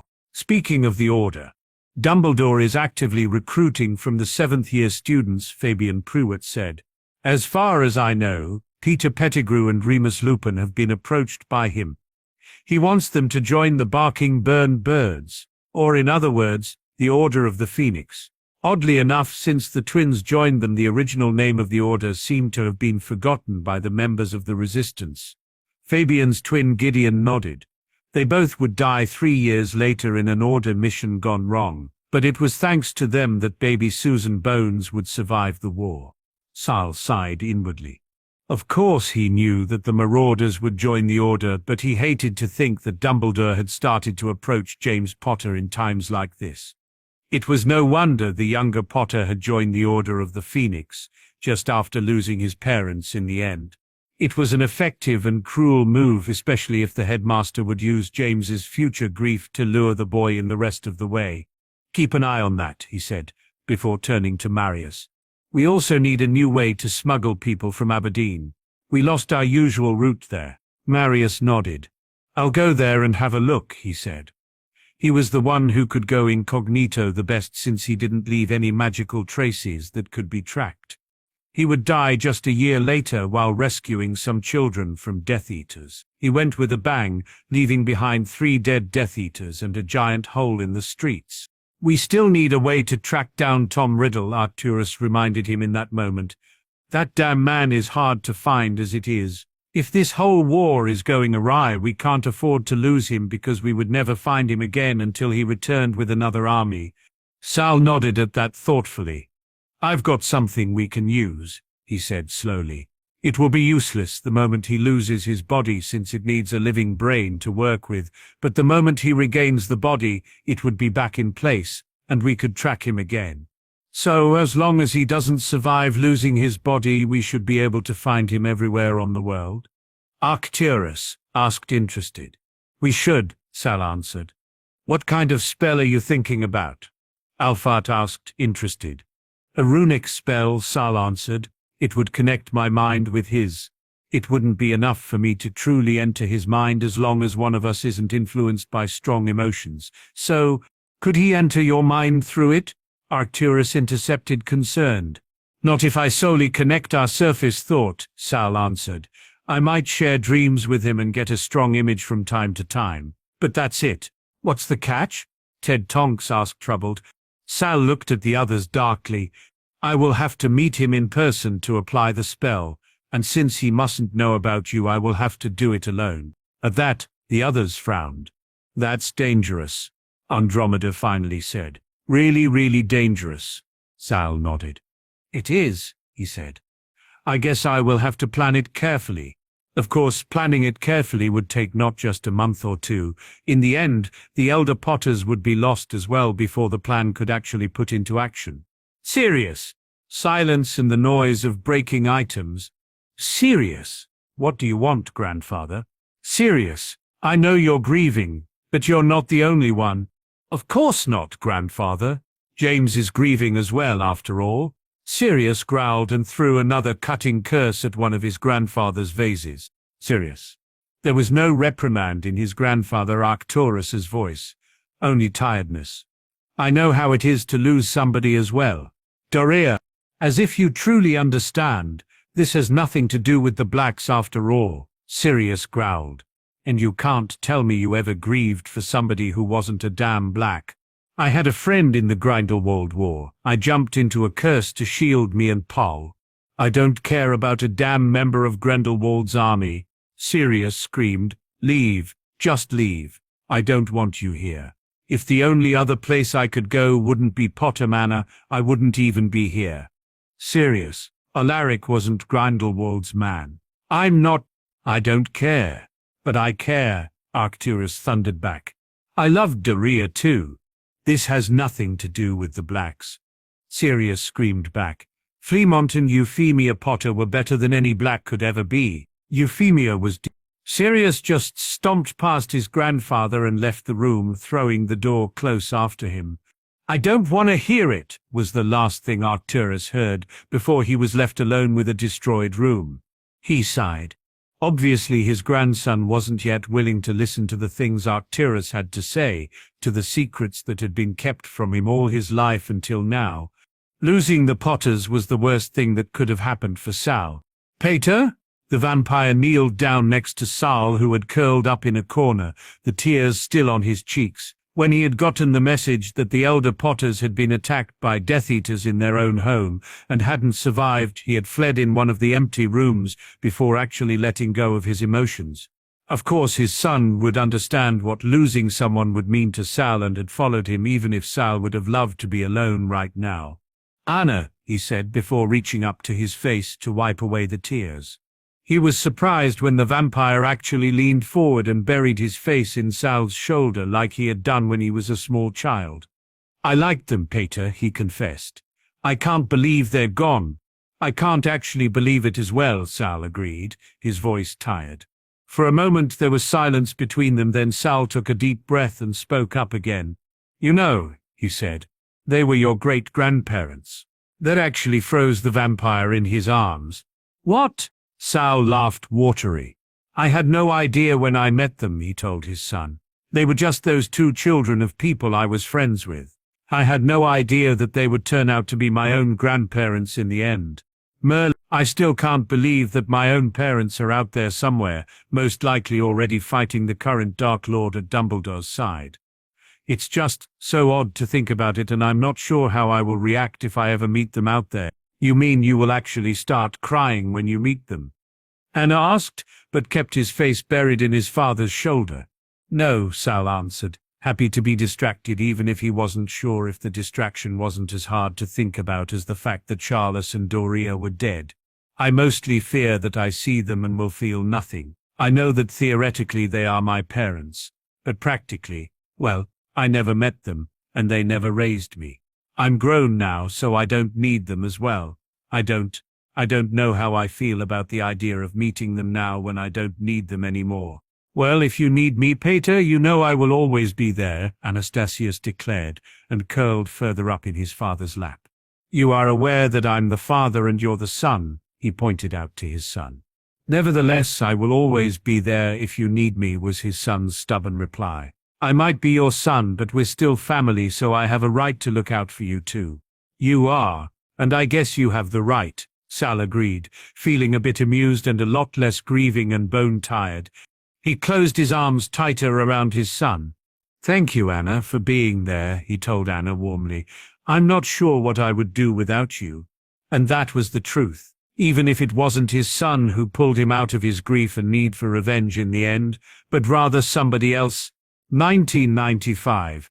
Harry could help but think that this loss had been the most terrible loss he had experienced in the whole First War with Voldemort, and maybe, just maybe, he would have fallen into depression, or worse after losing Fleamount, Charles and Doria Euphemia Potter to death. In the end, the rescue of his sanity came from an unexpected source. Or maybe, it was an expected source that Harry simply hadn't considered. But then that wasn't surprising, considering that he had never even thought about the fact that he would one day actually meet Sirius Black and Lily and James Potter on the battlefield. You look thoughtful, Regulus pointed out, frowning. What were you thinking about just now? The war, Harry replied truthfully. The beginning of the war, the death of the Potters, and the only reason why I might still be standing here. My brother, Regulus said, not even guessing. He's definitely not innocent in that. Harry agreed. But then Harry had never expected for Sirius to come into his life so suddenly. In that moment they could hear Sirius in the basement. I guess it's time that I go and get him, Regulus said, amused. It's high time, after all, that you two meet again, don't you think so too, Sal? Harry's lips twitched. Definitely, he agreed, amused. Let's go and get my dog, Father, will you? In 1995, meeting Sirius again was like stepping back into the past. The man had changed since the last time Harry had seen him. Gone was the prisoner of Azkaban. In his place was a Lord of Black, a man who was resembling his great-grandfather a lot more than ever before, which said something because the man Harry had gotten to know in the First War had been way on the way to be a Black Lord in his own right, even if he wasn't a lord but an heir back then. Yes, Azkaban had definitely messed up that man, and Harry was happy to see him like he was now again. Even if it meant that Harry's heart stopped for a moment when the well-known gaze of a man he had thought lost in Azkaban finally found Harry's eyes again. Salve Zahar, the man said, and threw Harry back into the memories of a man he had thought lost for such a long time already. 1979-1980. The attack was vicious. Dumbledore's people were unprepared and basically unable to defend themselves in time to fight back. The first of them went down before one of them even understood what was happening. Only James Potter, Lily Evans and Sirius Black managed to dodge the first attack. They dodged the spells aimed at them, turned and returned fire, but they were overwhelmed by their opponents. 1 against 20, not the best odds to survive. The first one of those three who went down was James Potter. He went down, but the moment his hands hit the earth, lightning erupted from the ground, defending his fiancée and his brother in all but blood, by frying Death Eaters left, right and center. Then a second curse hit him, and left him with a head wound and unconsciousness on the ground. A second later, his fiancée Lily Evans was felled by another curse, leaving the only one standing, the Black Heir, who stared at the Death Eaters in defiance. "Give up, Black," one of the Death Eaters said. "You won't defeat us." Sirius Black just straightened at that, his face defiant and unrelenting. "It doesn't matter," he returned, his eyes narrowed and icy. "Even if I die here, I won't give up without at least trying to survive." "Well, if you want to die, we definitely can arrange that, Black." One of the Death Eaters countered and then started to hurl curses at the Black Heir. Yet Sirius Black stayed and defended. He downed one of his opponents, then two. It was the second after he downed the third that finally one of the spells would have hit him if he hadn't been protected by the shield of another person in the last moment. It was a stranger who then stepped out of the trees surrounding them. Sirius was the one to see him first. The stranger was a bit younger than Sirius, and Sirius wondered if the stranger shouldn't still be at school. He seemed young enough to be.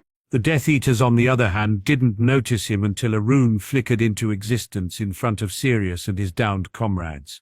For a moment the rune glowed in the dark, and then a bright flash surrounded Sirius and the others. The next curse hurled at Sirius by the Death Eaters hit a shield unseen by anybody and yet so very existing. The curse bounced back, multiplied and hit more than one of the Death Eaters, downing them and sometimes even killing them. That at least drew the attention of the Death Eaters, their searching gaze finding the man responsible for a shield unbreakable enough to stop their curses. "Don't you think you should stay out of this, stranger?" one of the Death Eaters asked, sneering. The stranger raised a single shoulder in a half-hearted shrug. "I swore to aid those in need, no matter their dedication, wherever I can," the stranger replied.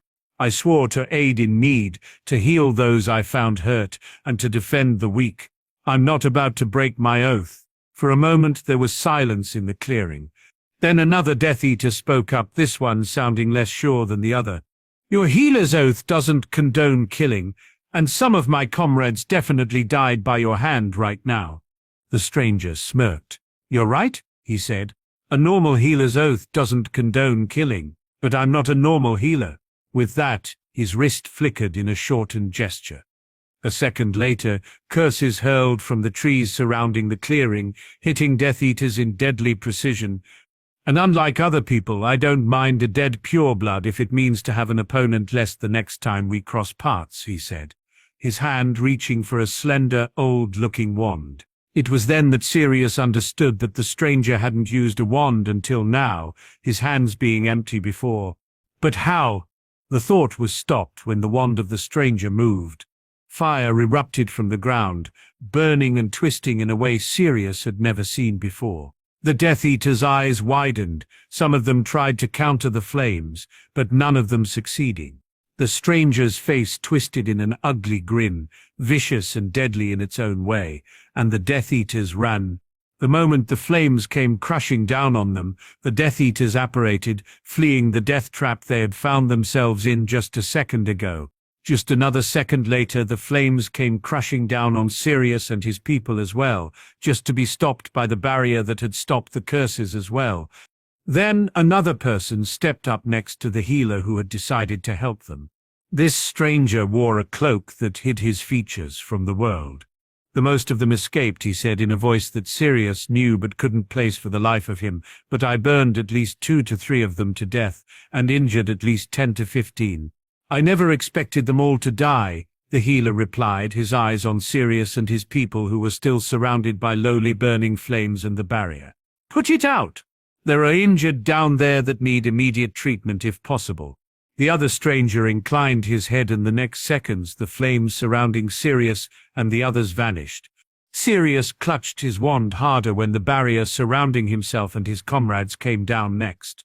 "Your ward work is exceptional, but then, I guess you already know that, don't you, Sal?" the cloaked stranger commented while the healer and he stepped closer to Sirius and his companions.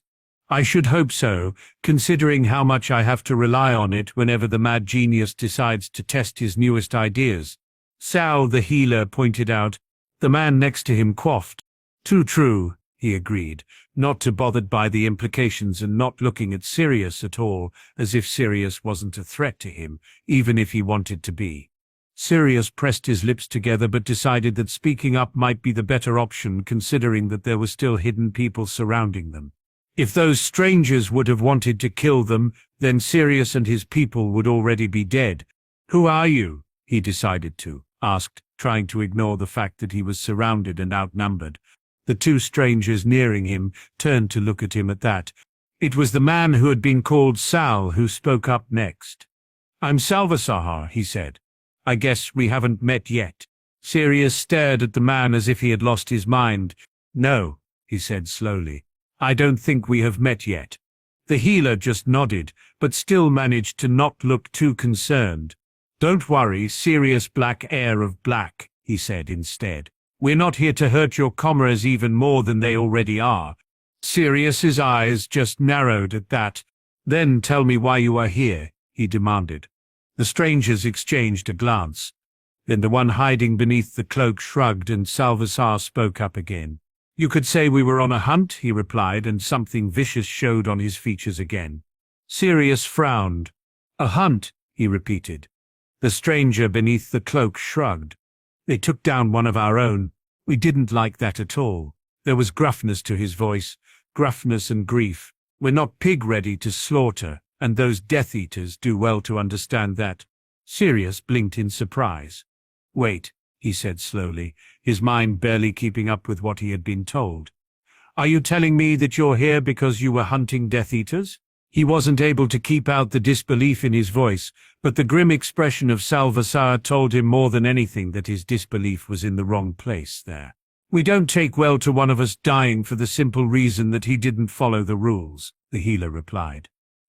"Especially if the rules he didn't obey are so useless in the first place."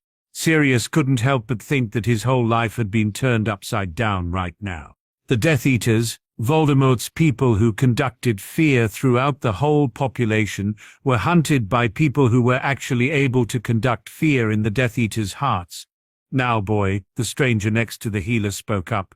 "How about you let Sal pass and take a look at your wounded?" Sirius sent a gaze back at his friends and comrades. He knew they needed help, yet this Sal was an unknown to him.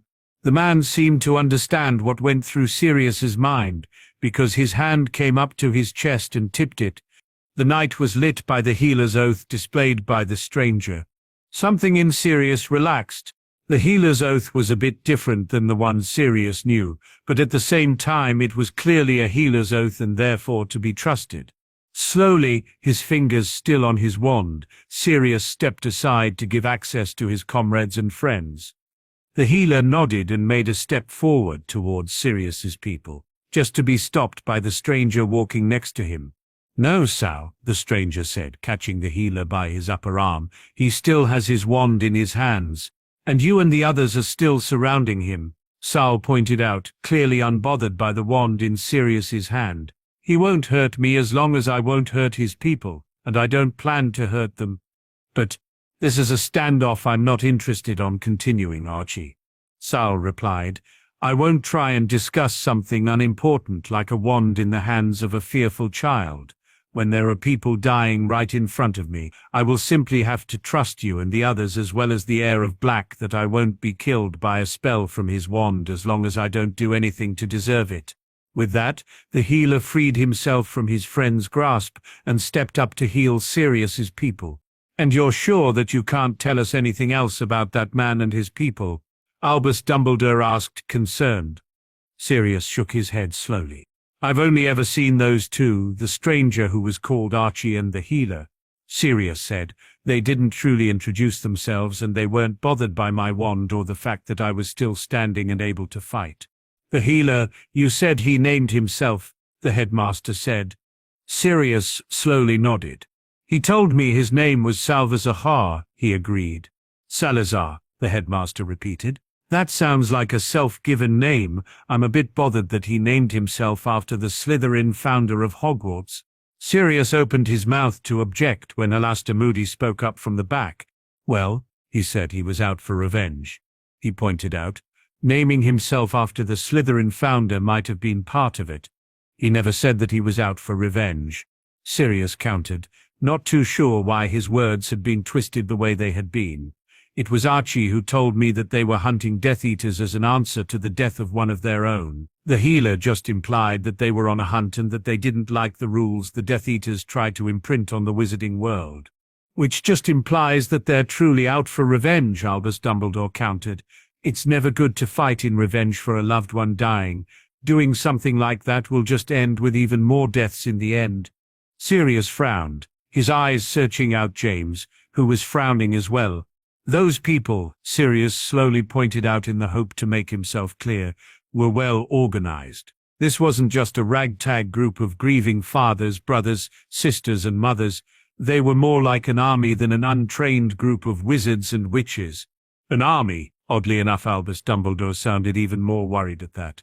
This isn't good. Why? Lily Potter asked, speaking up for the first time. Shouldn't we be happy that they're there and helping us against the Death Eaters? Having trained people fighting on our side will just help us in the end. It will ensure more deaths in the end, too, the headmaster pointed out darkly. They will kill, which means that the Death Eaters will be more vicious in return, which again will lead to even more deaths than it already does on a daily basis. When Sirius opened his mouth in protest, he was interrupted by the headmaster, who continued his monologue. No, he said while shaking his head. If we meet them again, we should try to dissuade them from their path before they turn dark in their need for revenge. That ensured a nod from most of the people around the table and a frown on the faces of Lily, Sirius and James.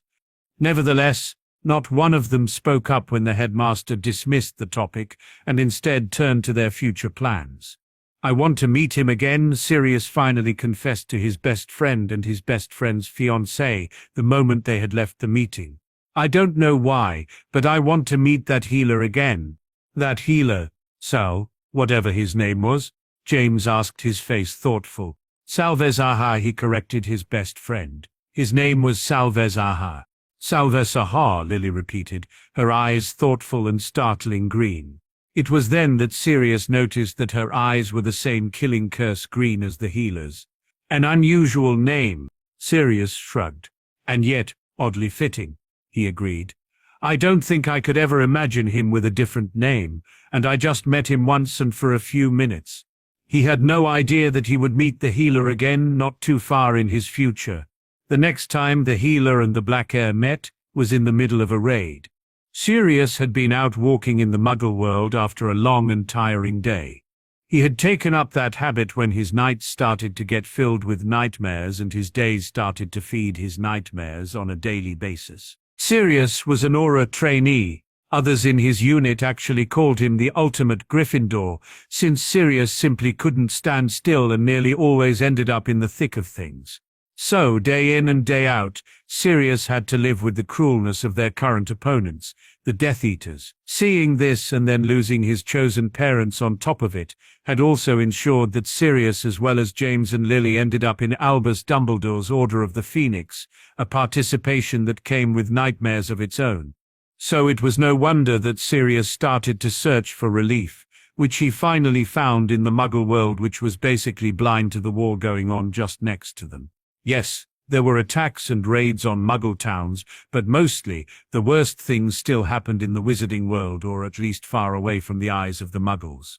Therefore, while the Muggles were more cautious these days, the atmosphere in their world was less oppressive than the one in the magical world. That fact was what drew Sirius to the Muggle world, time and time again. It was this fact as well that had drawn Sirius that particular night, just that this time around the town he had chosen wasn't as peaceful as the towns he had chosen before. Sirius had been at the end of his walk, nearly ready to head back home, when the first scream could be heard. Of course, Sirius, being Sirius and a Gryffindor to the boot, didn't think but ran towards the screaming, just to hurry up even more when a second and third scream followed the first. It took 3 Death Eaters that Sirius had taken down without thinking about it, for him to actually understand that he had basically stumbled over a catastrophe. And even then, it took a few seconds longer and a confused look at the burning buildings to understand that it wasn't a catastrophe he was facing, but an active raid. Of course, by then, the Death Eaters had seen Sirius and started to organize themselves to take him down. Within seconds, Sirius was outnumbered. "Don't you want to give up and spare you the hassle of dying, Black?" one of them asked with a sneer. Sirius looked around. He was surrounded. What an odd déjà vu. The last time he had been surrounded had been weeks before, when James and the others had been taken down and he had been the last one standing. This time around, there was nobody else here than him, and the only help he saw himself getting anywhere in the future might have been the other auras. If they had been alerted already, that was... Somehow Sirius doubted that he could rely on help from law enforcement any time soon. He was on his own. Common sense told Sirius to be cautious what he said to his opponents, especially considering that they surrounded him. Sirius told common sense to shut up. "I doubt you'd actually manage to kill me," he said, throwing caution in the wind. "After all, you didn't manage it the last time, and I doubt you've gotten better in those few weeks we haven't seen each other." Some Death Eaters audible gritted their teeth. "Do you really think it's the best way to provoke us right now, Black?" The Death Eater who had spoken first asked coolly. "Considering that you're alone and without any way to call for help, shouldn't you think about your words a bit more?" Sirius shrugged. "You haven't tried to kill me yet," he countered. "Looks to me as if you actually doubt your own ability to do so as well." 3 or 4 of the other Death Eaters raised their wands at that to curse him, but the Death Eater in front of Sirius raised his hand and stopped them. "We have an offer for you, Black," he said instead. "Join us. You're a Black, you..." "Blah blah blah," Sirius said. "I've heard all of your codswallop before. Stuff it. I'm not interested." "You're a Black," the Death Eater countered. "Your whole family. And there you've named one of the most important reasons why I'll never even think about joining your sweet little organization." Sirius countered and waved about with his free hand. "Really, if you'd actually wanted me to consider your group, you'd have to throw out the rest of my family first." Obviously, that wasn't what the Death Eaters had expected. Nevertheless, Sirius decided to use their currently shattering disillusions and actually attacked 3 of them before the others understood what was happening. After all, why wait until they recovered their worldview? It hadn't been Sirius's fault that they had it wrong to begin with, and considering the way Sirius had treated the other Blacks in Hogwarts, Sirius actually couldn't fathom how any of the Death Eaters had ever thought he might join them because of family. Sadly enough, the Death Eaters recovered before Sirius could damage their troops a bit further, and soon he was enveloped by spellfire. It was only the 3rd or 4th time when one of their spells missed him, when it really shouldn't, that Sirius actually started to suspect something unsavory happening. Well, at least unsavory towards the Death Eaters. He got his confirmation a few seconds later when a spell slipped through his defense and would have hit him, should have hit him in the solar plexus, and was intercepted by a short flicker of golden light. Sirius dodged the next 3 spells and then looked around. It took him a moment to see the man in the darkness that was hidden, thanks to the night surrounding them and the wild shadows cast by the burning buildings. The man was kneeling, clearly treating someone, and only a faint flicker of golden magic, nearly hidden by the flames, actually alerted Sirius to his position. The healer. The man Sirius had wished to meet again. Salvazar, horror. It was then that a Cruciatus broke through whatever protection the other man had set up around Sirius, and Sirius went to his knees. The man, as if alarmed by the breaking of his spell, looked up. Glittering green eyes in the color of the killing curse met Sirius's grey ones. Then the man flicked his wrist, and the Death Eater who held Sirius under the spell went down with a scream. Sirius immediately used the distraction to down 3 more of the Death Eaters.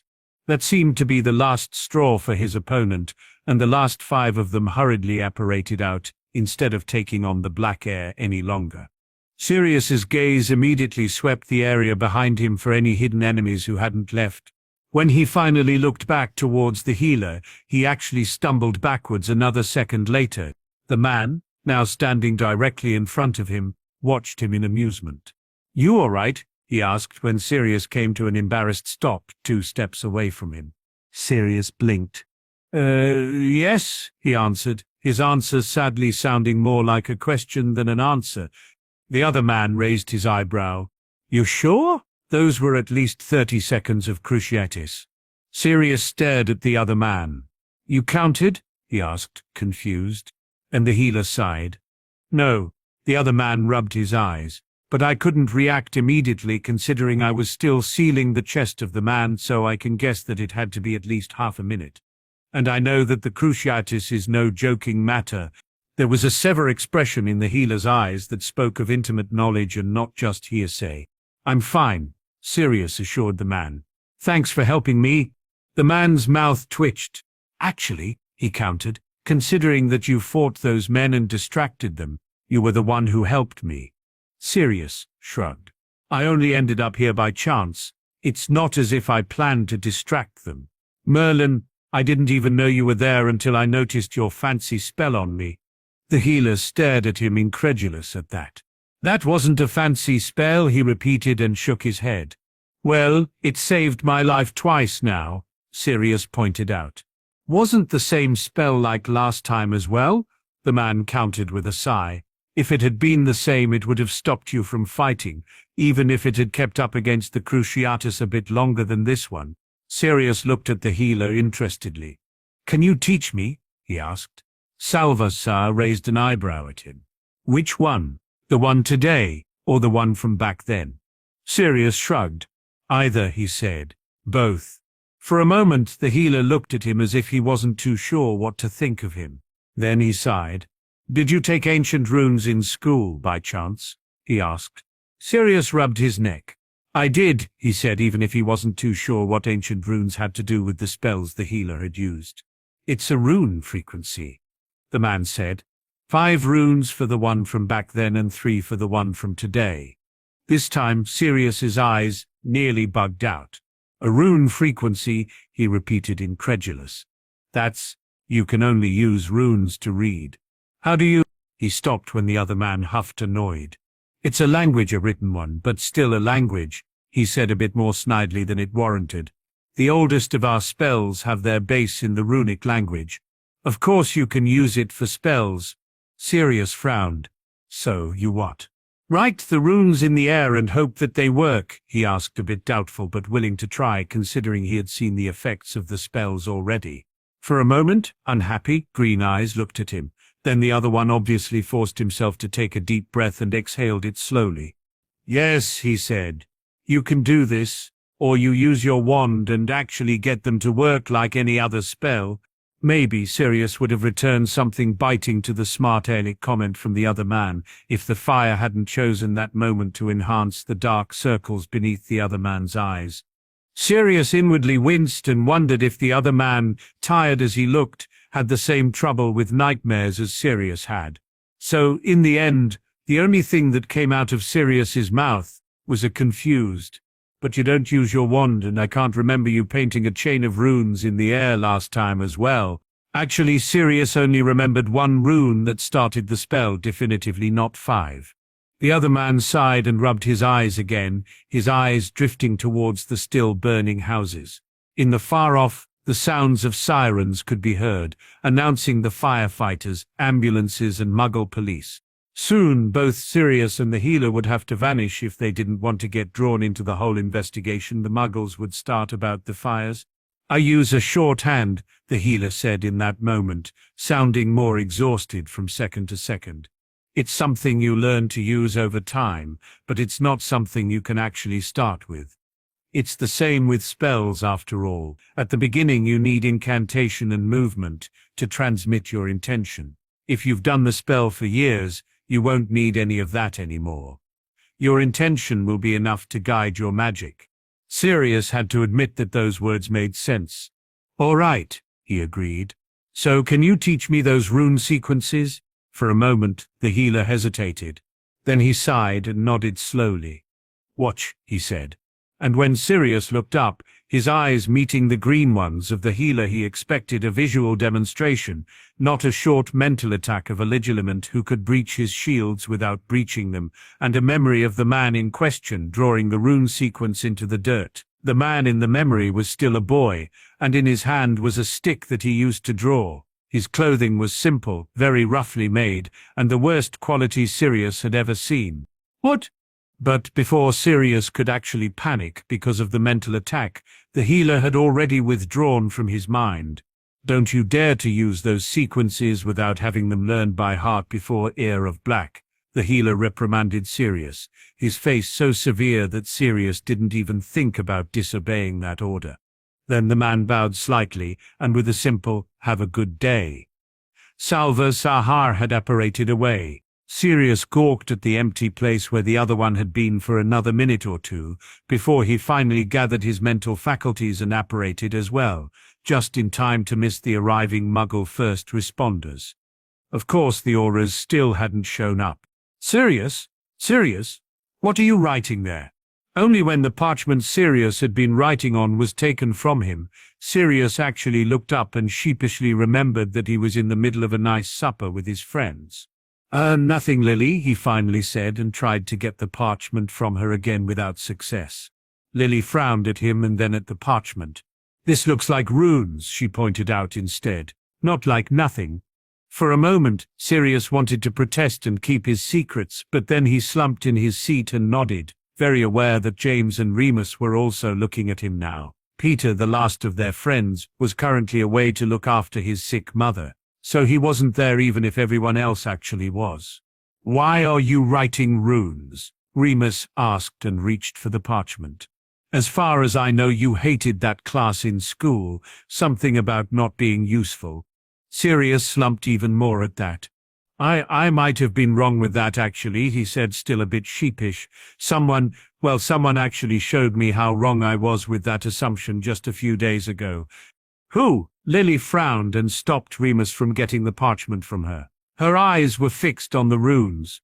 "Those don't make sense. Protection, balance, health, justice, destruction. Why would you—" "It's a spell," Sirius confessed, not looking at Lily and the others anymore. "A spell?" There was disbelief in both Remus's and Lily's voice. Only James was oddly silent on that matter. "A spell," Sirius agreed. "One of two I learned from the healer." This time, James spoke up. "Salva Sahar?" he asked, having actually learned to say that name after Sirius had used it that often in the last few weeks. Sirius rubbed his neck. I met him again," he confessed. And when his friends just looked at him, he plunged into his story head-on. After his gaze returned to the table, he hadn't told them all. Never, absolutely never, he had sworn to himself. Would he tell them that the healer was more provident in mind magics than Voldemort? And Sirius would know, considering that he had already faced Voldemort and his abilities as a Legilimate in the past. So he simply told them that the healer had taught him the rune frequencies and then apparated away. "So, he taught you how to do those spells he used, and now you're practicing them on a sheet of paper?" Lily finally asked with a frown. "Wouldn't it be more convenient if you actually used your wand too?" "He told me not to," Sirius replied a bit nervously, "at least not until I couldn't write them by heart." "That never stopped you before," James pointed out, and Remus nodded. Sirius just rubbed his neck a bit sheepishly. "Yeah," he agreed. "But, well, I forgot to ask about the counter." At that, Lily and the others stared at him as if he had lost his head. "What?" Sirius said defensively. "It's not as if a simple finite would work on runes, and there are no books I know of that contain the knowledge how to counter those spells." That was when Lily started to laugh at him. "You already tried one of them, didn't you?" she said, giggling. Sirius reddened. I might not have been able to reach my living room table for 3 days now," he finally admitted to the laughter of the others. "And I really don't want to try one of those spells again before I have the proper counter curse." Of course, a confession like that just ensured that Sirius was the butt of the joke for the next few weeks. "Still shielding your living room table from Death Eaters, Padfoot?" "Oh, shut up, Prongs. It's been nearly 3 weeks, don't you think it's enough already?" "No, not as long as you're still shielding it. And you are, aren't you?" Sirius just grumbled to himself, but actually didn't answer, and definitely didn't look at anybody else in the room. "All right, boys," Moody spoke up in that moment, having heard of the incident weeks and weeks ago in another order meeting. "I have to ask, what is that whole living room table shielding about?" James, Lily and Remus shared a glance and snickered. Sirius grumbled some more. In the end, it was James who shared gleefully. Sirius used an unknown shield spell on his living room table, and now he can't find the counter. At that the other two started to snicker even more, and even Peter's forcefully neutral face turned into a slight grin. Traitors. All of them. It was worth a try, Sirius finally said, frowning. The shield spell is powerful, nearly as powerful as the one the healer used back then. Or well, as powerful as the one the healer used, but they didn't need to actually know that it was the same spell, especially not the headmaster. Said man started to frown the moment Sirius compared his spell to the healer's. You shouldn't put your trust in something unknown, Sirius, the man said. But the only thing Sirius heard was you shouldn't trust this man. It's dangerous. It would be better if we stayed with the known and well-trusted. They're well-tried and tested, after all. Sirius just pressed his lips together, not accepting but also not rejecting the headmaster's words. Oh, you have to forgive him, Headmaster, James spoke up in that moment. I think he's somewhat crushing on the healer, so it's no wonder that he wants to be able to do something impressive the next time they meet. While Sirius knew that James only wanted to help him, there were things he couldn't let stand, no matter what. I'm not crushing on him, he objected immediately. I'm a ladies' man. There's no way I'd ever crush on a man. Not that this was Sirius's main objection. He had to admit that he was somewhat fascinated by the man, but that fascination, while unexplainable, was definitely platonic in nature. Sure thing, man, James objected, amused. What do you want from him, then? He's about our age, not bad-looking and not listening. No, I'm not listening to you. Sirius replied, sticking his fingers in his ears. You've definitely not called him good-looking right now. No, definitely not. James threw Sirius an amused look before turning to the others, who looked at them with various expressions of amusement on their faces. Like I said, he said smugly, totally crushing on him, and in denial to boot. That ended in roaring laughter from the most of the attendant crowd, and a lot of teasing for Sirius in the next few meetings. And this time it wasn't just because he was still shielding his living room table from Death Eaters. Nevertheless, Sirius's wish to meet the healer again was just strengthened after that second meeting, and not only because he actually hoped for a counter-curse to finally reach his living room table again. Of course, his next meeting with the healer was as unexpected as the last ones had been. The next time they met was in the middle of a skirmish with Death Eaters. Sirius's side was winning this time around, but only because there were some strangers mixed in the usual crowd that actually knew how to hold their ground on a battlefield. Sirius thought the men to be bystanders since they were in Hogsmeade this time around, and maybe Sirius would have continued to think so if he hadn't ended up back-to-back with a man he had only seen 2 times, but never forgot. The black, long and somewhat wild hair paired with the striking green eyes Sirius only knew from Lily were indication enough who it was after all. Any reason why we meet each other always on the battlefield? Sirius Black couldn't help but ask the healer when he found himself back-to-back with a man he hadn't actually expected to be there. Couldn't we meet once somewhere else instead? Are you asking me out on a date? The man countered immediately and downed a Death Eater to his right with a curse Sirius Black had never seen or even heard of before. Ah, well, not like that, Sirius replied immediately, blushing madly. How could that man even insinuate that Sirius? The other man snorted, amused. I've had Mute Scamander as a lover once. I'm not about to have another lover so soon after the last, the other man replied before Sirius could stutter through his sentence. Sirius choked and was nearly hit by a curse thanks to it. How, Scamander? He finally spluttered, and the man dismissed one of the curses thrown at him with a wicked grin on his face. I thought you'd prefer to hear something like that to a simple refusal of your proposal. You're a black after all, the man countered, amused, and Sirius somehow got the feeling that he had been the butt of a joke right now. You! How could you shock me like that? And in the middle of the battle, he cried. The next moment a barrier that hadn't been his own work shielded him from a curse to his right. Don't worry, the man said. I was already on the lookout to ensure your safety. I wasn't about to have you die because of shock. And Sirius couldn't help but admire the man's ability with his wand. Are you sure you're not interested in a meeting outside of the battlefield? He said, without even thinking about it. I'd love to learn a curse or two from you. The man threw him an amused but disbelieving glance over his shoulder. "You're asking me on a date so that I can show you more curses? Weren't the shields I taught you enough?" he said, grinning. "Not a date," Sirius yelped immediately. "Just a meeting and an exchange of knowledge." "And what about your leader?" the man countered immediately. "Will you tell him about that potential meeting of us as well if I agree?" In Sirius there was no thought about his reply. "No," he said. "If you don't want me to, I won't." Because Albus Dumbledore, for all that James thought he did the right thing, had the terrible habit of not truly listening if Sirius or one of the others said anything. The man sent him a knowing and a bit amused look, as if he had expected an answer like that from Sirius all along, but in the end just shook his head. "I don't think that would be a good idea. I'm not fond of splitting loyalties to people who deserve said loyalty," he replied, his wand dancing through the air with a finesse Sirius couldn't help but admire. For a moment, Sirius thought the other man was talking about Dumbledore, but a quick glance following the man's short gaze told Sirius who the other had truly been talking about. James and Lily.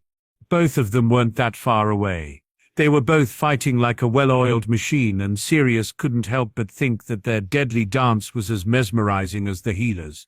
For a moment the amused thought of Salvia Zasala looks like he's them combined, with a lacing of something else in there, shot through Sirius's head. Then he dismissed that thought and took down another Death Eater instead.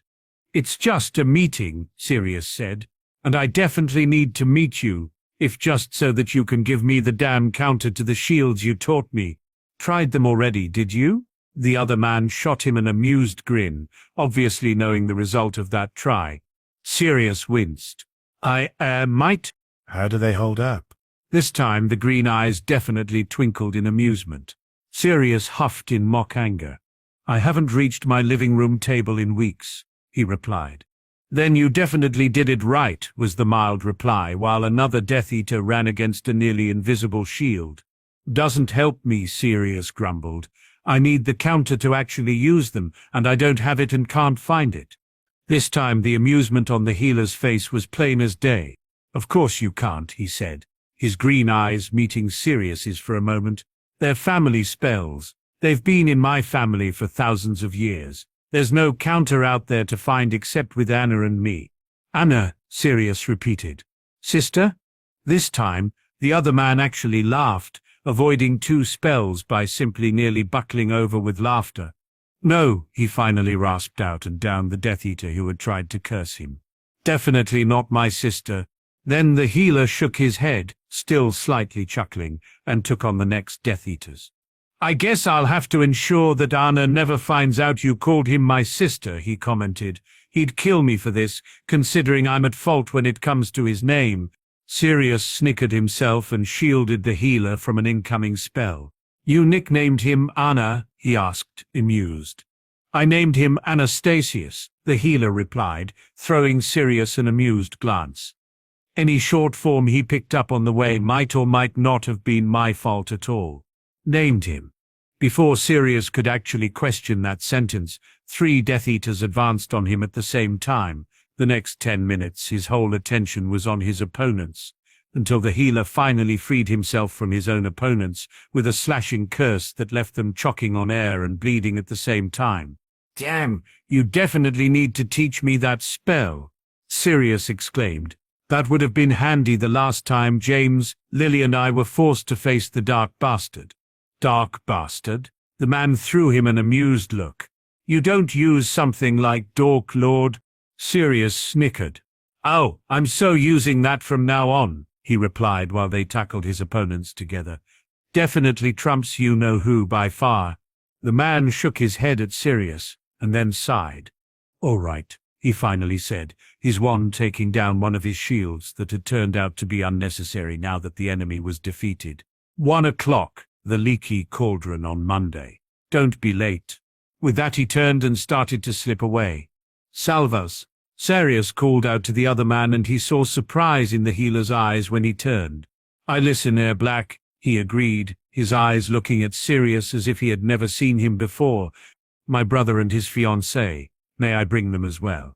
Sirius asked, his eyes as steady as he could manage while looking in eyes so sure of themselves. The healer crooked his head, his face thoughtful.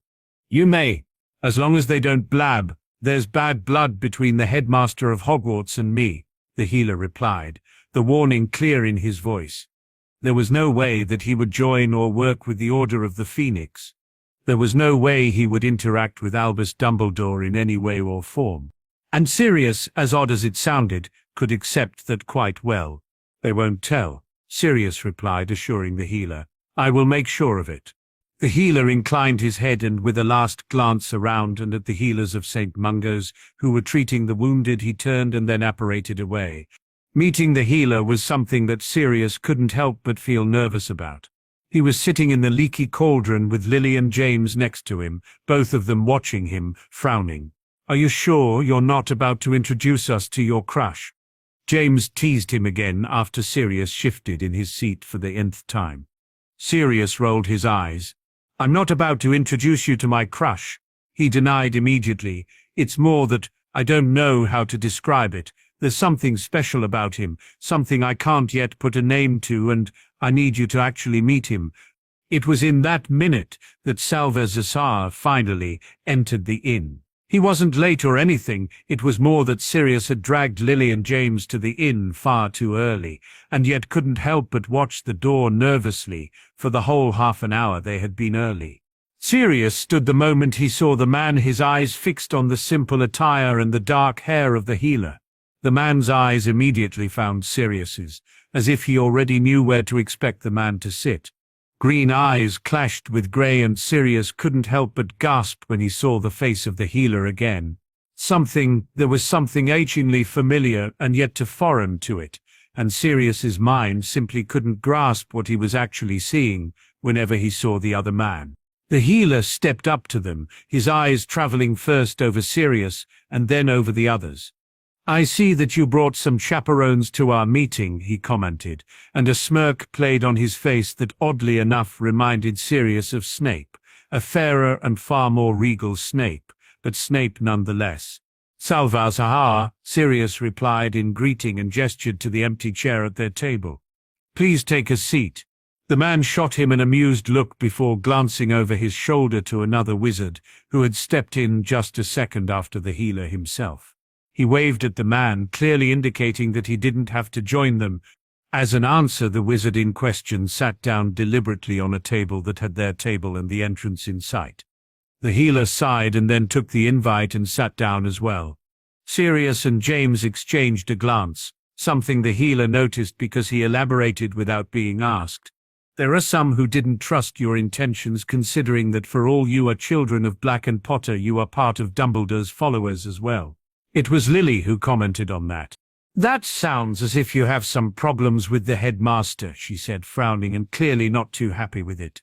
Green eyes met another pair of the same shade, and Sirius marveled how similar the eyes of the healer and James's fiancée were.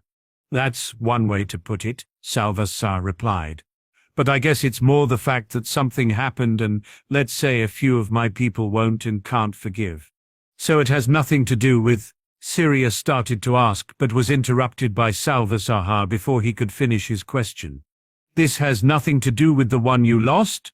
Green eyes pierced him, their depth deeper than anything Sirius had ever seen and their grief as fresh as it must have been the first day. "I won't forgive," he told Sirius, and there was no warmth to his words. "I can't forgive." The answer contained so much more than Sirius could fathom. Whatever happened, it wasn't that the other man blamed the headmaster of Hogwarts for their recent loss. Yet he blamed Dumbledore. But for what, Sirius couldn't imagine. Idly, Sirius wondered if the things the healer blamed Dumbledore for had happened in the other man's school time, just to dismiss it in confusion when he noticed that the man should have been in their year or thereabout, and yet Sirius had no memory of ever seeing the man at Hogwarts. "The headmaster is a good man," Lily pointed out before Sirius could gather his thought to answer the cryptic statement of the healer. "He's the headmaster of Hogwarts." "That's not an argument," the healer replied, his green eyes so similar to Lily's. "Being headmaster doesn't mean that you can't be evil." Lily's eyebrows shot up. "So you want to tell us the headmaster is—" "He's not evil," Salvazar assured her before his face turned serious. But the path to hell is paved with good intentions. There are things he has done that can't be forgiven, at least not by my people. But why? James asked, confused in that moment, before Sirius had the chance to gather himself again. What did the headmaster do that you can't forgive whatever he did? The healer just shook his head tiredly. It's not that easy to explain, and it's not a story I would share because right now it isn't finished, was his exhausted reply. Finally, Sirius managed to get his mouth working again. But, if you truly want to know, Ear of Black, the man replied before Sirius could even finish his protest. Ask me again in a decade or two. I might be inclined to answer then. For a second, James, Sirius and Lily exchanged unsure looks, then Lily sat up straight. Could you tell us part of it? Just a part so that we understand? For a moment the other man hesitated, but in the end he sighed and closed his eyes before inclining his head. There was a fight, he said slowly. A battle, friends of mine against the enemy. One of them, let's call him. At that his lips twitched and his eyes shot towards the man who had come with him in hidden glee. Archie, for this, was a good fighter but hampered by the fact that he was shielding his downed cousin Polly. Again a twitching of his lips, and Sirius wondered if the man was mocking his friends by giving them those names. Nevertheless, he was a good fighter and would have held his own if Albus Dumbledore and some of his men hadn't interfered. Like it was, Albus Dumbledore and his men entered the battle. The healer's eyes darkened at that place. He and his people had no knowledge of the nature of our fight. They had no knowledge of our battle strategy and no knowledge of the fractions fighting. He looked at Sirius first, then at James, then at Lily, his gaze severe and bitter. So he and his people stepped into the fight and just started to down wizards left, right, and center. Lily sucked in a breath, clearly understanding where this was going, and Sirius suddenly felt uncomfortable in a way he hadn't for a long, long time. One of Albus Dumbledore's people aimed at Archie, shooting off a curse that would have killed him instantly and left his cousin for death, as well after losing the one who kept him alive in the first place. The healer continued, his voice now definitely bitter. Another friend of mine saw. There he hesitated, clearly debating with himself before forcing out the words he clearly hadn't been sure he wanted to say. Said friend had a 10-year-old son, and counted himself to the friends of Albus Dumbledore, he said. Yet he had to jump in front of a curse meant for a man defending an innocent to save 2 lives at the cost of his own. That, Lily started but was interrupted by the other man before she could utter what she had wanted to say. Later on, when Albus Dumbledore discovered that the man he had called friend had died, he told us that he had died for the greater good, that his death had meaning because he died as a friend of Albus Dumbledore while standing against the dark. There was desperation and disgust warring in the healer's voice. It was a senseless death, a death that could have been prevented like so many that day, if Albus Dumbledore hadn't been. Archie and Polly, they won't forget that. They won't forgive that. And you obviously don't as well, James concluded quietly. The healer shrugged helplessly. There's more to it between me and him, he replied, his green eyes sad. So much more, most of it I'm not able to say because, truthfully, I don't know all his deeds against me just yet. Just keep it with the fact that I simply can't work with him. And Sirius, as much as he wished the healer to, understood the reason why there was no way that the 2 factions fighting against Voldemort could join forces. At least there was no way as long as the headmaster insisted on leading them, and he would insist. Sirius was sure of it. If you hate the headmaster so much, why are you here meeting with us? James asked in that moment, frowning. Shouldn't you keep your distance from us instead? The healer laughed, but there was still bitterness in his laugh. I should, he agreed, but you are Potters and Blacks, and as odd as it sounds, I always tended to trust your families more than it might have been good for me. And his green eyes swept over them, stopping at Sirius' grey ones, their gaze nearly a silent plea to change the topic, but why he chose Sirius to plea with, Sirius couldn't fathom. Nevertheless, it was surprising how well Sirius could read the other one's face and eyes when he only ever had been able to read his best friend James' face and Lily's eyes before. And oddly, Sirius had no intention to reject the silent plea of help as well. So, spells, he said instead, not caring that he didn't manage a smooth transition to the topic he had wanted to discuss in the first place. The one you used at the end of the battle, and the counter to your living room disaster, Lily added, amused. That one as well, Sirius agreed before looking back at the healer. Can you teach me? The healer's lips twitched a bit. Same method as the last time, he asked, amused. Or do you want something more normal? For a moment, Sirius stared at the other man with an open mouth. Then he hurriedly said, Normal, he said. Definitively the normal way. He had no great urge to feel helpless because an unstoppable ligamentary attack any time soon. The other man sighed and rubbed his eyes. Then it will take some time, he said. You need to learn some concepts before I can teach you the spells I used. Sirius grimaced, but Lily perked up. Concepts? She repeated. The healer shrugged. Most of my spells are either rune-based or intention-based, he said. I'm not really good when it comes to classical wand magic. And those that are classic, well, they're mostly not Latin-based spells, which means that I need to give you some basics in the language they're in. While Lily's eyes lit up with excitement and Sirius groaned. James laughed. You don't have the classical Hogwarts education, do you? He asked, amused. The healer's lips twitched. I assure you, he said. I attended Hogwarts. It might have been some time, but I was there as a student, or some such. Sirius looked at the man in disbelief.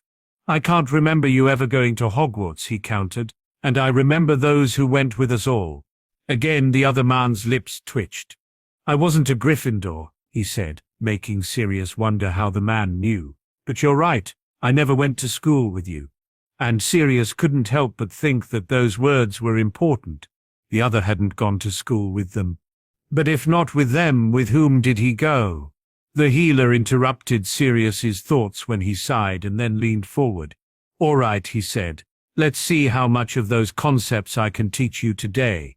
In the end, this wouldn't stay the first and the last meeting between them. Both, Lily and James, actually took a shine to the man and Sirius. Well, he had to admit that he had become infatuated by the man from their first meeting onwards, already. Over the following weeks, they continued to meet the other man, first to learn the concepts and spells he taught them, but more and more because Salvus Saha was something akin to a friend. I'm finished with you, James. How could you do that, you toe rag? Sirius couldn't help but stare at the train wreck that was currently happening in his best friend's kitchen. Said best friend was currently holding up his hands defensively, while his wife stood in front of him with fury in her eyes. Don't worry, the man next to Sirius said in that moment and leaned backwards in his chair, not concerned at all that James's marriage was about to go straight to hell. They'll make up. How can you be so sure? Sirius asked, a bit confused. I haven't seen Lily that angry ever. The other man shrugged, still unconcerned. Hormones, he said. James will survive it. Wait, you're blaming this disaster on stress? Sirius asked the healer next to him incredulously. You can't just sit there and blame this on stress. The healer sent him a slightly confused look and didn't even jump when Lily actually threw a plate at James, before he suddenly snickered. Yeah, well, he said with a twinkle in his green eyes, there's more to hormones than stress. Of course it was then that Lily interrupted him with a snide remark. Are you actually laughing about me, Salvazar? She asked him with narrowed eyes. The healer held up his hands, his face all puppy dog and innocent like hell. Never, he said. I'd never laugh at you, Mummy. With that, an amused look towards the other two who looked as confused as Lily at the last word, he stood up. Sorry, but I have to go now. Anne'll come by in an hour and I should be home before he turns up if I want my home to still stand when I return, he told them and then left with a wave. Mummy? James repeated and turned to look at his confused wife. Lily shrugged. Sometimes, she said. I definitely don't understand Salvazar. The other two nodded. Only Sirius would remember that day when Lily found out she was pregnant 2 weeks later, but then Salvazar would have been a lousy healer if he couldn't recognize a pregnancy, wouldn't he? Shortly after that last incident, Sirius and the others noted a visible decline when it came to seeing Salvazar.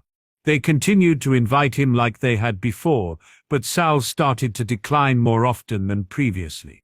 That didn't mean they didn't meet unscheduled on a battlefield or two. Nevertheless, Sirius couldn't help but notice that whenever he saw the other man, the healer looked tired and worn out, as if not only the war, but something else was gnawing on him as well. His face was more often than not drawn and pale, his eyes bloodshot, and he looked at Lily and James as if he wanted to learn them by heart.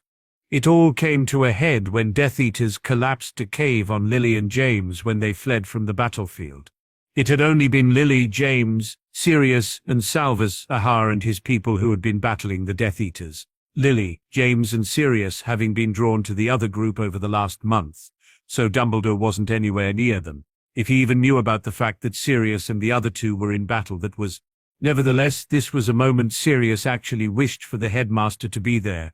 While Salvazar was a good wizard, he wasn't the most powerful out there, and Lily and James were in a collapsed cave, maybe even dead already. Lily? James? There was absolute panic in Sirius's voice, and he shook Archie's hand from his shoulder, unable to comprehend what had happened just moments before. He didn't think about it, just ran up to the place where Lily and James had been buried alive, and a hand snatched him around the waist, keeping him from trying to dig out his friends with his bare hands. Magic forgotten. "They're all right, Sirius. Stop it. They're all right." But Sirius wouldn't listen, not after seeing his brother and his wife being swallowed by the earth like he had. "Stop worrying and start thinking, Sirius," the man next to him admonished him. "You need a clear head now to ensure that they get out as unharmed as possible. They could be dead for all you know, so don't you dare to—" "They're not dead." It was the calmness in the other man's voice that finally broke through Sirius' utter panic. The healer next to him sounded so sure, so utterly sure that they were alive, that it nearly hurt to listen to him. "How can you be so calm? How can you actually believe that they're alive without any assurance that they truly are?" he whispered, and looked at Salvazar. For a moment the healer looked at him with an expressionless face, then he sighed and closed his eyes, which had the color of Lily's eyes. Oddly enough, that comparison actually soothed Sirius further. "I am calm, because I don't guess," his companion replied, clearly understanding that Sirius needed something to hold on right now. "They're alive. I assure you they are." "And how do you know?" Sirius countered, halfway to angry now. "How can you know after they were buried by the earth like this?" There was no way the other one would know, no way for anybody to know.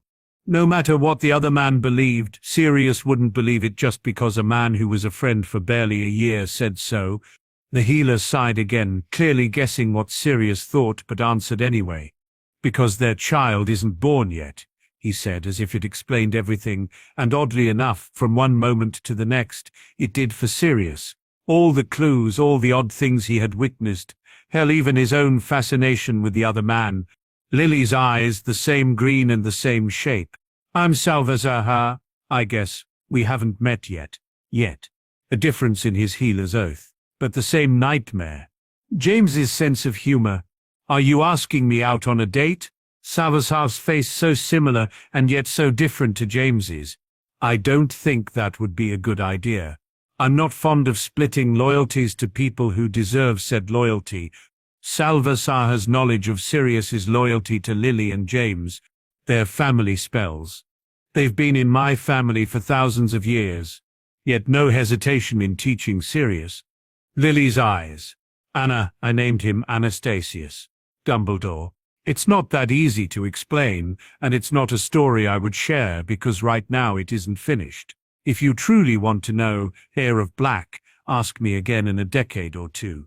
I might be inclined to answer then." Lily's startling green eyes. "But you are Potters and Blacks, and as odd as it sounds, I always tended to trust your families more than it might have been good for me." His knowledge. "I wasn't a Gryffindor, but he knew that they were. But you're right, I never went to school with you." Yet, here he was, about the same age as them. "Don't worry, they'll make up." So sure that Lily and James would stay an item. So sure they would have children. Lily's eyes.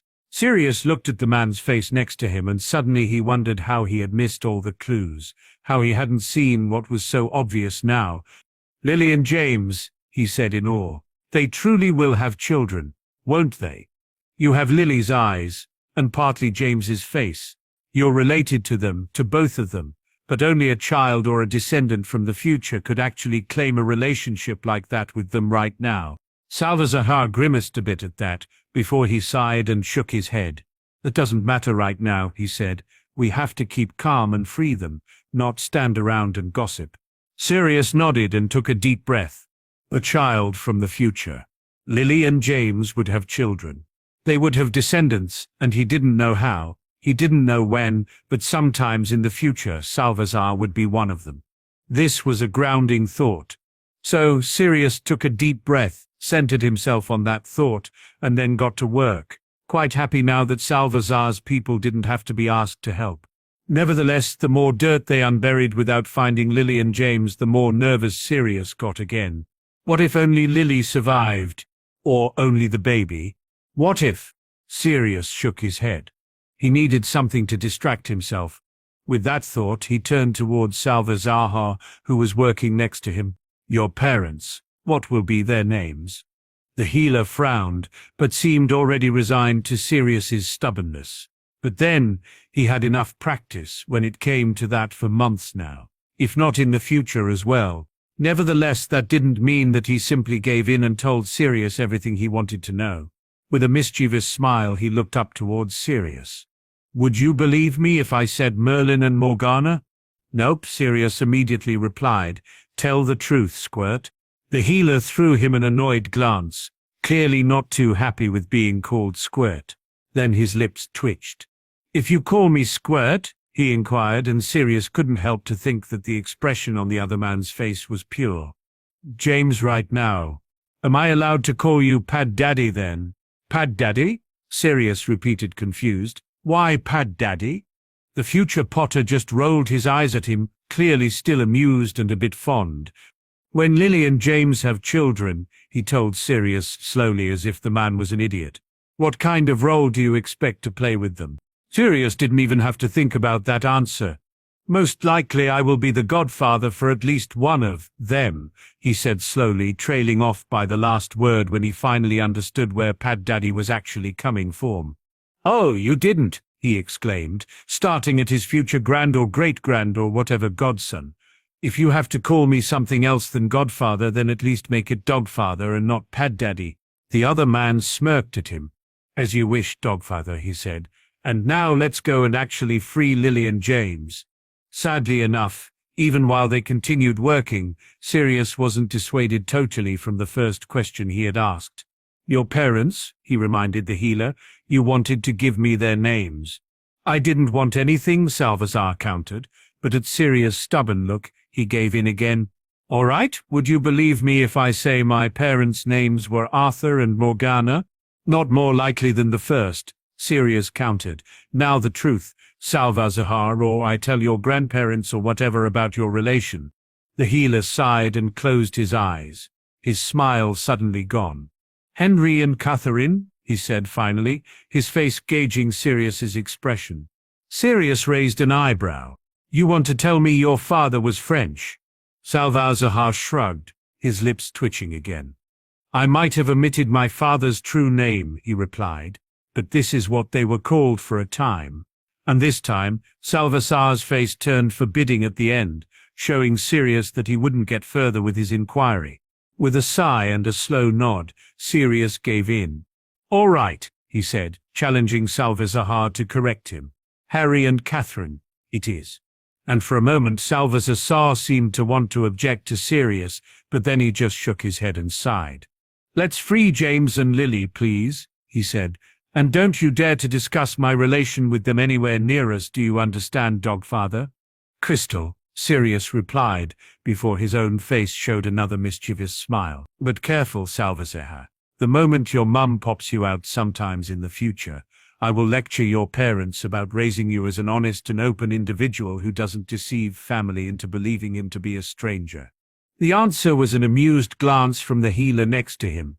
I believe, as evident by me, you won't succeed with your task, Paddaddy. Oi, that's Dogfather to you. Dogfather, Sal agreed, and then ventured off to finally rescue poor Lily and James before Sirius could talk him to death.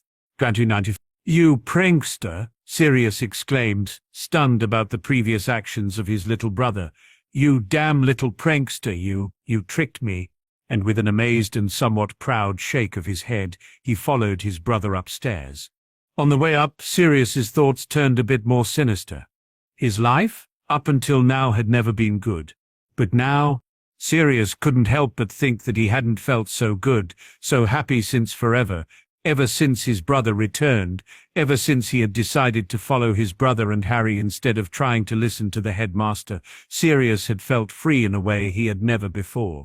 Of course, there were still a few people missing who would have made his life perfect. Nevertheless, Sirius was willing to take what he could, regardless his loss of James, of Lily, of Salvazar.